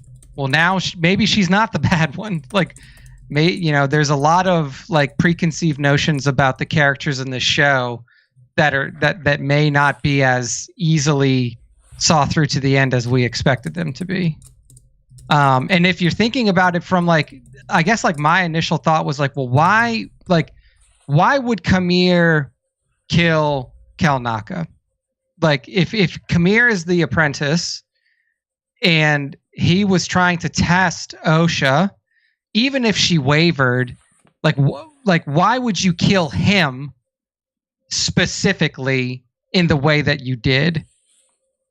And I think what it might be is like if it is Plagueis, if Plagueis is the guy, like the big guy, like the ultimate master, and he knows that Plagueis was the one who helped create the life that or the lives that are Osha and May, he would and the Jedi found out about it. Like there's something that these Jedi know. There's something that these 4 Jedi knew that is specific to them that they wanted taken care of.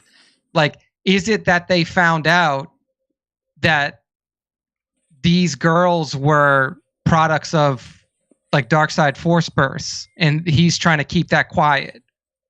Because clearly these 4 haven't told anybody else this, if they know. No, I mean, Vernestra called Saul out in this episode, like, dude, you didn't even tell me that there was a chance another girl survived, you fuck. Exactly. So, like, is it possible that these 4 Jedi know about their how they were conceived? I don't mind that. I'm down. Here's an alternate take on why he may have done that. We know these Force users can foresee things, and the Sith definitely use that more to their advantage than Jedi will. I mean, Palpatine's whole plan was everything's happening as I have foreseen. Come on. What if he was starting to sense May kind of drifting from the way, knowing that she was going to go to Kalnaka to get help, and that's something that was not going to serve his mission. So he's like, I'm going to nip this in the bud. You're not going to get the help you think you're going to get. In fact, I'm going to make the Jedi think you're truly the one doing all this on your own. So I'm almost going to set you up. I don't know. We'll hopefully find out, or maybe we won't. But that's what, like, this next episode is going to be super interesting, because now super easy for the Jedi who survive to find May in there and be like, well, clearly you didn't do this. Like, the guy who just showed up with the lightsaber and took out 3 of my friends did that. Yeah, like, you would think if whoever survives, if there is a hovel left, because homeboy, I mean, he threw his force push right at it. Yeah, that shit could have been. They walk in. They walk in. They're like, yeah, we're not that dumb. You don't have a lightsaber, so you didn't do it. Yeah, good stuff. Okay, another one here. Let's get into some of the Saul oddities. I just need the right screenshot. This was the moment here. Yes, Saul is such a big mystery. Yeah, that's what I love about this character, like his character, and how they've played it. And I believe Leslie said the whole reason she wanted Lee Jung-jae is because of how good he is at playing, like, super sweet and caring, but also, kind of ominous. Type of roles, like you don't really know what the character. He's not telling you everything. Yeah, exactly. Sure. Like they don't have a lot of tells. But here it is. So, this is right before all the shit hits the fan. This is after the pill bug stuff. The Jedi are walking through the Force, and Saul literally has a moment, like he's shook. And we were talking about this in the Discord. I'm like, I honestly think he probably just felt Kalnaka dying, because that would have been right around the time when he would have been slashed. But after that, him and Osha start talking. Osha's like, listen, man, are you going to let me confront her? And I'm starting to feel things again, and I'm in a better place. I think I can do it. And he's like, no. Osha, you need to confront your past. Both of us are going to face our past. And once we get May on the ship, I'll explain everything. That's his verbatim, what he said. Like, what the fuck is he talking about? He is dying to get something off of his chest. Yeah, what is he talking about? He's dying to get something off of his chest. And, like, as soon as he found out May was alive, his whole outlook on whatever happened in Brendok and, like, whatever is going on now shifted. He's like, oh fuck, there is something that, like, the same thing that was eating away at Torben, like, is probably eating away at him. Jedi don't talk this way. He's talking full of emotion. Am I wrong? Yeah, but like Jedi are not supposed to be emotional. Yeah, from episode 1 though, like I said, like Jackie brought up to him, like, why are you holding on to that? Why are you still so concerned about Osha when she's been gone for 6 years? These twin girls have fucked him up for some reason. Maybe his own doing, maybe something he's been hiding. Clearly something he's been hiding. But that whole conversation, just go and watch it. He is way emotional, way over the top. Hey, everything's going to be all right. We're finally going to confront our past. That's what we really need to do. We really need to confront our past. It has nothing to do with the here and now, like Jedi should be thinking. We're going to deal in the past like we teach people not to do. And hey, it's like he's like a little kid, when a kid fucks something up, they're like, no, if I can just tape the window back together, everything's going to be okay, Mom and Dad. See, look, exactly. It's a window again, even though it's still fractured. That's the tone I was getting in that conversation. And that's why you have to go, what is this guy up to? Yeah, I mean, whatever he was up, like, whatever is eating at him is what led to the death of the other 3. for sure. Yeah, right here. I'm going Nova and Mando. I like this. Nova saying he can't tell Osha yet until they have May in custody or she wouldn't help them. Yes, I could see that. Mando, he's got a guilty conscience, 100%. And League, something broke Saul. I hope yes, that's what I'm saying. Like, maybe he isn't sinister, but something is eating him up inside about these two girls and has been for years. Yeah. I think that, like, this is what I love about this show so much is it wasn't just handed to you on a silver platter, you know, like it wasn't like, this is why he's sad. Like you're seeing in successive episodes that this guy's mental state is breaking down. Like now that he knows that May is alive, like he's unable to deal with whatever it is that's eating him up. So much so that he's like, he is determined to not let anybody else get their hands on May. Oh, he wants to control the narrative, Nick. Just like we said, when he's talking to the small council and then Vernestra, and she's like, "No, Saul, you shouldn't go. Your personal ties are there." I can even see they're getting a little squirrely. Okay, and we are Jedi. We don't fuck with that stuff. But he's like, "No, listen, you can't. Like, if we let Holden go and she fucks up May, then we'll lose the connection to the Master for good." What if it's that, Nick? What if he could have had the Master, or he had the Master and let him go, and that's the guilt? Like, and he's been sitting on it all these years. Like, I know my only hope to get this Master and be a hero again is through these two twins. But yeah, something is off with him where he feels like he always has to be controlling the narrative of May and Osha. Yeah, like it could be for sure. Like, there's a lot, and like that's what's so interesting to me right now is like I don't know what he's ripped up on or like what is really tearing this dude down, but it's bad. And like, I can't wait to find out what it is. But yeah, like he doesn't even want Osha to be in a room with May by herself. He's like, no, I have to be there. Yep. I have to tell you what happened in the past. We have to work through this. We have to work. It's not you two. It's not the two sisters that were both lied to. He needs to work on it too. So, I need to be there just so whatever is told to you, I can put back through the filter that it needs to go through. Like, I mean, and again, Lee is just, I think he's killing it. He's the best performer in this show. I mean, Amandla playing the dual roles has some really good moments. Like when she was Osha and feeling the fear of Toothy, great acting there as well. Yeah. All right. Yeah. So you're with me on the soul oddities. Could Osha flip dark? We already talked about that because of her individualist mentality, largely indifferent to her community, unlike May. We even saw May in this episode in the present go, you know what? My revenge is not as important as my sister. My family. Yeah, that's pretty fucking huge, especially for the twin that is probably representing the black and the yin and the yang. Yeah, exactly. Like this. So yeah, we got that. And I wrote that May let go of her resentment of the Jedi in favor of a future with Osha. So okay. Well, that's it, man. That hits all my ha's. So let's kind of get into next week, which I think's going to be fairly easy, especially based on the way this one ends. So you pretty much have to pick up immediately where the black hit this week. Yeah. So I think we see those scenes from the trailers where the Jedi are kind of trying to recover. Saul drops the "what are you" line. We probably get the saber throw. And then after that, I believe the Apprentice is probably going to make his exit or get away. From there, they're like you said, they're probably going to get into the May interrogation. Still kind of keep her locked up because they can't necessarily trust her. They don't really know if she was going to tell Kelnaka she wants to submit because he's dead. Okay. Yeah, so they don't know. No way to confirm that. Right. And they're not going to trust her word because she's already killed 2 Jedi. Okay. So she doesn't have the best legs to stand on when it comes to kind of asking forgiveness of this order. So I think we possibly get to where she's under arrest and then she gets free and kind of knife points to Jecki. Vernestra Rowe, the lightsaber whip, I think she'll probably be called in like Saul, like, holy fuck.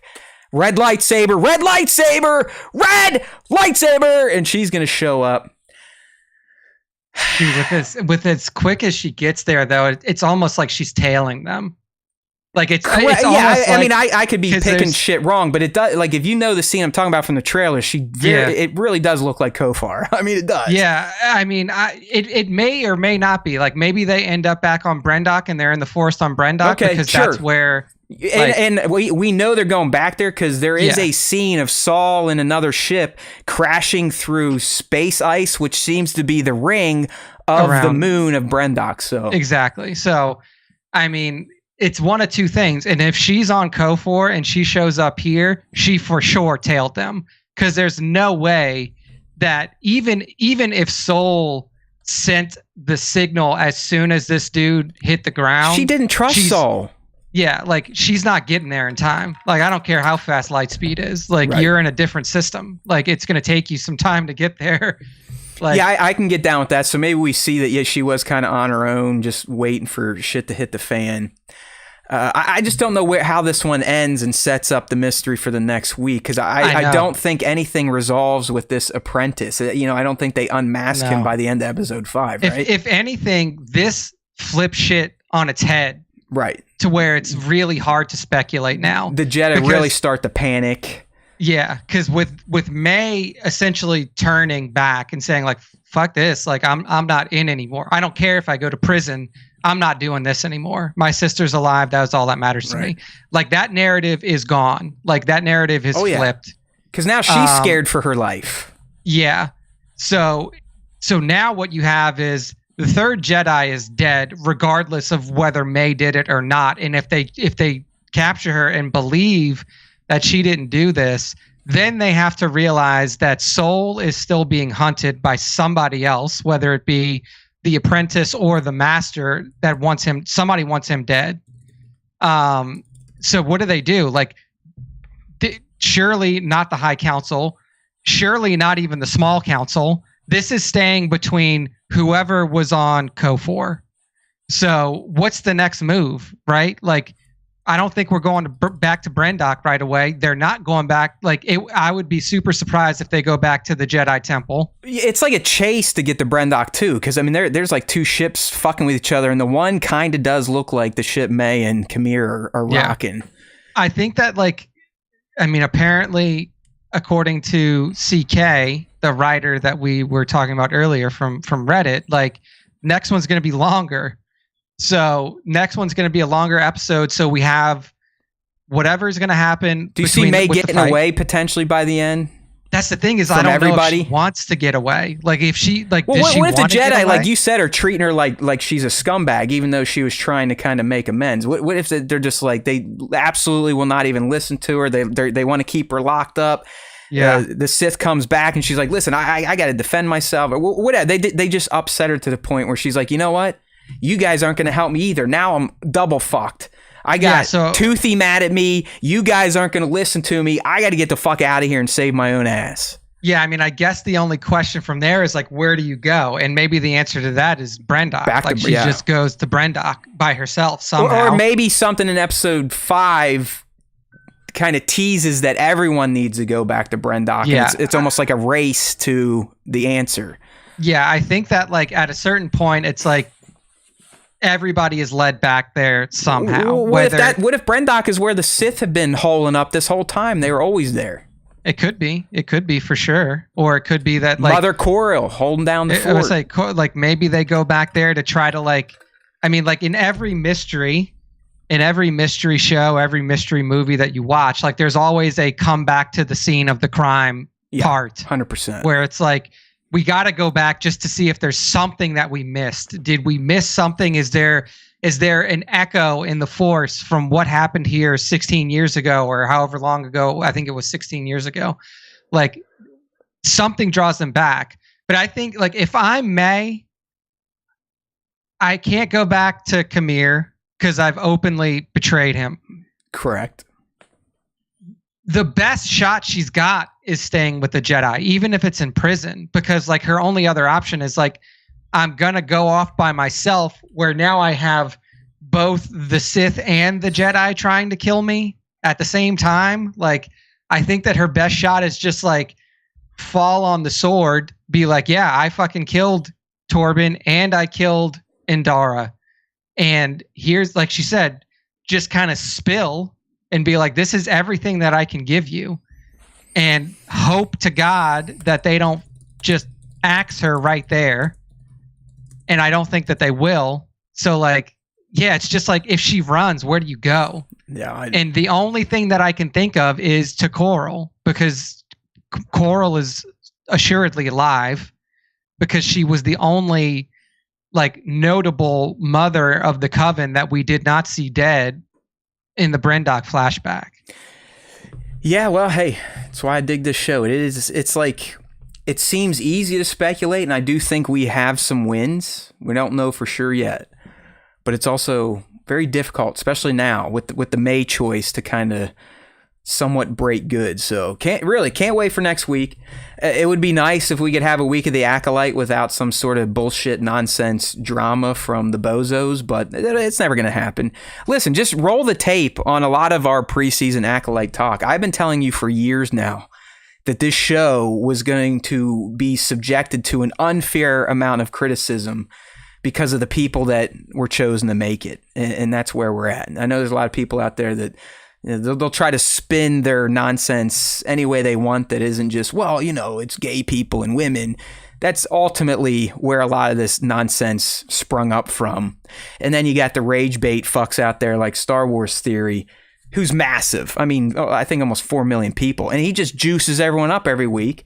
And that's why we have this cycle of hell. Star Wars, I would do everything in my power to nuke that guy's thing, because he is like taking their content and using it to make his content, and he's misconstruing and being disingenuous about everything he puts out. Oh yeah. And he, like, at this point, it's a game now. Like, he purposely just talks shit because of how much engagement it drives. So yeah, whatever, like, fuck those people. I really don't care. You know, I still have a buddy in my own life that every week, like, hey, this shit's stupid, you're an idiot. Is like, dude, just you're the idiot, because I know you're not watching it. You're just listening to people like Star Wars Bro tell you what you should think. So who is the fucking lemming shill dummy? Ain't me. Okay. Thank you. That league, we were just talking about Star Wars Theory. He's the one that he's the biggest channel out there that kind of riles people up with. I'm sure he started some of the Kiadi stuff and other crap, but like I said, who gives a shit? All right, man. Holy shit. We are running long. So let's try to peel through our fan segment, which we do every week here on the Star Wars Time Show. There's 2 ways to get involved. We got the question of the week that pretty much pops up on all of our socials now: YouTube community, IG. I think I even throw it in the Discord. You just got to find it, dig through that algo, get to it, and respond if you want to. And we'll read those comments. We got a few this week as well. And then we do the top 5 to end things out. And that's all handled through Instagram using hashtag Star Wars Time Show. But more importantly, for young Nick, you got to tag at Star Wars Time Show to be considered for the top 5. So Nick, let's go ahead and get the questions up real quick. I know there's a few. Again, I wasn't expecting to go this long, but it's been a great conversation, so I don't really give a shite. Let me pop them up. Of course, we're asking about what the fans were thinking about the Acolyte episode 4, Nick, so let us know. Right there's your buddy to start things out. Phil. So yes, my buddy Phil, he says, episode was okay, not great. Lots of hints that May's friend is actually her teacher. Yeah. Not happy about them cutting off the episode right before the fight. Just for a cheap cliffhanger effect, especially when the episode was only 30 minutes long, and bad form for another big tease. Oh, look, live action Wookiee Jedi, cool. Oh, wait, he's dead. I'm telling you, Phil, you're going to get some KOFOR, or you're going to get some Kel Naka. He's going to come back. Phil. Budget. Eunice commands a damn high salary when he straps on that costume. So. That's true. But yeah, I still think that we're going to get some more Kel Naka from the flashbacks. No worries there. Next up, League of Extraordinary Sixthers always in here. She says, the show is strong. The story building and lore is great. These short episodes are not doing live action Star Wars any justice. I mean, trust me, like I said earlier, I wish this episode was longer. I wish that, because I think that you could have 40-minute long episodes for every one of these, and you wouldn't be in danger of like revealing too much with extra runtime. I think that they had plenty enough time to do it. Next up, Tales from Tashi Station says that cliffhanger got me. I had a feeling halfway through the episode it was going to end like that. Next week is going to be bonkers. 100. I hope so. Hope you're right, Tashi. Next up, Corellian Smuggler. He says, I dug the episode. Sad to see a dead Wookiee, but I can't wait to see how this fight with Smilo Ren turns out. That's another a new Smilo one. I Ren. like that. Good. Way Smilo. to go, Corellian. Good Yeah.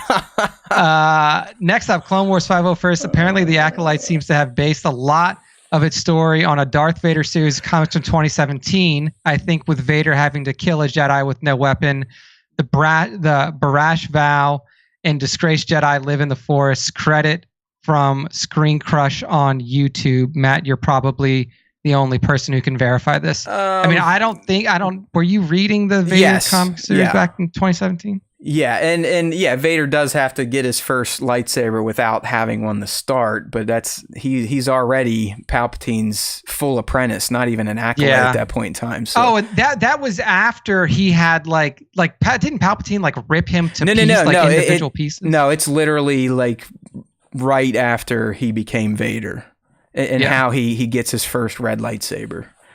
Yeah, and then apparently, the Barash Vow comes from the High Republic, though. Yeah, so that's Barash Vow is new, and then I don't know if he's referring to, well, now we know with Kalnaka that he wasn't a disgraced Jedi, he was, stationed there. Yeah, it's like, hey, man, this guy went kind of nuts. We're just gonna tell him he's going on a long mission on Kofar. Yeah, it's I guess right now the reason why he was put on Kofar is still unknown. Was that his choice because of the Mad Claw aspect of speculation, exactly. or was that that? We'll see. Jedi know something. Do they know something about Kofar now? I assume that we'll get a little bit more information on Kalnaka on Kofar once we find out what happened on Brendok. There you go. So good stuff there. Rebel Scum Photography says best episode yet. Clappy hands. I think I can agree with that, which is I like this one a lot. I've liked them all because just of the mystery and the unfolding of the plot little by little. But yeah, I thought that this one was strong. Half a Day Rebels says loved it. Can't wait to see what happens next. Yes. Agree there. 2797 Studios, Bat, says, I'm enjoying the show. This episode was a little slow for the sense of urgency that was supposed to be there. But besides that, I enjoyed it. Monday, you've always just been a hologram concerned with the droid attacks on the Wookiees. We all know how his story ends. Why does it matter where it began? I'm still of the belief that they should have just dropped this all at once, would have helped with pacing and all this weekly outrage. This show is thinning the herd like COVID. I'm here for it. Yeah, see, there's a bonus, right? Yeah, cutting down. Sadly, these masochists will keep watching shit they hate, though. The herd is not thinning. They're still. It's almost like it increases with hate. Yeah. Johnny Osage Ave. Johnny's always in here. He always gives us a nice greeting. He says, hello, SWTS. Hey, okay. now. Was there an episode or was this a teaser trailer? It seemed like a lot of walking around, and the episode never really took off until Darth Venom showed up, and then it was over. Come on. Remember, Leslie, with new Star Wars comes great responsibility, or the natives go crazy. I mean, honestly, he's right. That is the truth. Honestly, he's right, yeah. But apparently, going back to what the writer of this episode said, this episode length was Lucasfilm. Yeah, it's kind of them going, hey, we need 8 episodes. Remember, she specifically said that Dave Filoni said it had to be 28 minutes. Yes. That's what she said. He signed off on everything. She said that Dave Filoni reads all the scripts and approves them. So that's from the writer's mouth. Lady Elaine, 24. She's not coming in hot this week. She says, not my favorite episode, but still enjoyed it. It certainly leads us to believe that Kamir is the master. The ending was great. You're wrong, lady. You don't know how to watch Star Wars. Come on. He's the apprentice. You need to have a conversation with your mom, Matt. Let her know. Mando Pirate says, I'm still liking it, even though this episode was a slow episode until the end. I liked seeing Kalnaka sitting dead in his chair. as it was good for the murder mystery aspect. The Sith floating down was real creepy and gave me 2003 Gennady Clone Wars vibes. I think this show could have benefited from being all out at once, and I'll die on that hill. I mean, here's the thing. It would have benefited everybody who is like really caught up on not having all their questions answered immediately. If this show came all out at once, it would have like pleased that contingent of the fan base. But like, I really enjoy the fact that it's a weekly release, and that you are like, the mystery lasts each week. Like, I really enjoy that aspect of it. So yeah, I don't know. Yeah, so that's it. That is the end of our question of the week for this week. We're now going to move on to our top 5 Star Wars fan artist features of the week. And like Matt said earlier, to get involved, make sure you tag at Star Wars Time Show on all of your Star Wars Instagram posts. That is how I pick the top 5. So to kick off this week, we have a shot from Beta Ray Mike, Beta_Ray_Mike on Instagram. And it's an awesome shot of Kylo Ren. The real Kylo Ren. The real Kylo Ren, not Kylo Gren, as somebody, or Smilo Ren. Smilo Ren. We got the real Kylo Ren. This is Rise of Skywalker Tross Kylo. You can tell by all the cracks in his helmet. I just thought it was a sick shot of Kylo. The lightsaber effects are awesome. Posing is great. That's like one of his signature poses, is with the lightsaber right out in front of him. And the helmet, I was always a fan of the Kylo helmet. I think it looks sick, and I think that this shot really makes it look even sicker. So, yeah. Big fan of this shot. Josu, all I'll say is we went pretty hard into the Jedi Order early in the show, and like how all these choices they're making just show how kind of full of themselves and arrogant, and the hubris Luke talked about that led to their downfall is all being put on full display. So yeah, I mean, for you to watch that. I'm not going to get into it again. I mean, it was pretty clear through the show that this small council made a choice not to share this news with the High Council out of the fear of bad politics. And it all makes sense to me. If it doesn't make sense to you, that's quite all right. I didn't mind May's change at all. Again, please watch earlier. We go through all this. Go ahead and rewind, because we'll answer. Remember, we're big dumb idiot shills, though, so it's just our opinion. Yeah. I will say that self-preservation is one of the key reasons that some of these decisions are being made by the Jedi, by these Jedi. Self-preservation. Keep that in mind. Next up, Sentimental Scoundrel on Instagram gives us an awesome scene recreation from Episode 4 from A New Hope, when Luke and Leia are trying to make their way through the Death Star and get to that one area where there's no bridge and a bunch of stormtroopers shooting at them. So yeah, really cool stuff. You see the scene where Luke is shooting, then you see the scene where Leia is shooting at him. The first incestual kiss between these two. Yes, the first one. Little kiss for good luck, as she says, before they swing across the gap. She also goosed them. Good luck. Yeah. This is a great shot. I'm curious how it was created. It almost looks all practical, even the backdrop there. Maybe it's not. Maybe it's digital with some practical mixed in. But those are definite, not out of the box head sculpts. So those look pretty damn good there for the twins. Good stuff there from Sentimental Scoundrel. The real twins of Star Wars. Well, no other twins can exist. Mando Plastic hits us with an awesome, like, alternate shot inside of the hovel from Episode 1, where you see young Anakin Skywalker, Qui-Gon Jinn, and our good friend Jar Jar Binks, Mr. Rory's favorite character here. You see Watto back there peeking in? Oh, like he's back there. He's back there looking through the door, checking everything out. I just thought it was a good scene setup, and it also shows us why Jar Jar acts the way he does. It's because he's always on the booze. He's boozing. He's drunk all the time. He can't even form sentences because he's an alcoholic. Yeah, he dies. Doesn't he die like a street performer? That's what we've heard. I don't know if that's canon. Yeah, like I don't know if that's canon still or not. But I know we're going to be getting Darth Jar Jar in that Lego series coming up this fall. So we're good. Oh, speaking of that, I don't know if anyone's seen it, but They teased a Lego set for that Lego What If coming up, and it's a black Millennium Falcon. I think I'm going to have to get that. That's yeah, sick looking. I think I'm going to Nice. get that. All right, so good stuff there from This little Mandoplastic. Anakin Black Series figure is tempting. That looks. It looks good, yeah. dude. Like that looks good. Yeah. That looks like Jake Lloyd. No, I really like. I've seen some other shots that are just pretty straight. It's a damn good looking figure. Yeah. No, good stuff there All from right. Mandoplastic for sure. Next up, we have Harker Sinista yeah. And this shot here is of what everybody wants to see. Yeah, everybody in Star Wars wants to see it. And then when Disney does it, all the Star Wars trolls are going to be like, look what they're doing to George Lucas's Star Wars again. They're changing canon.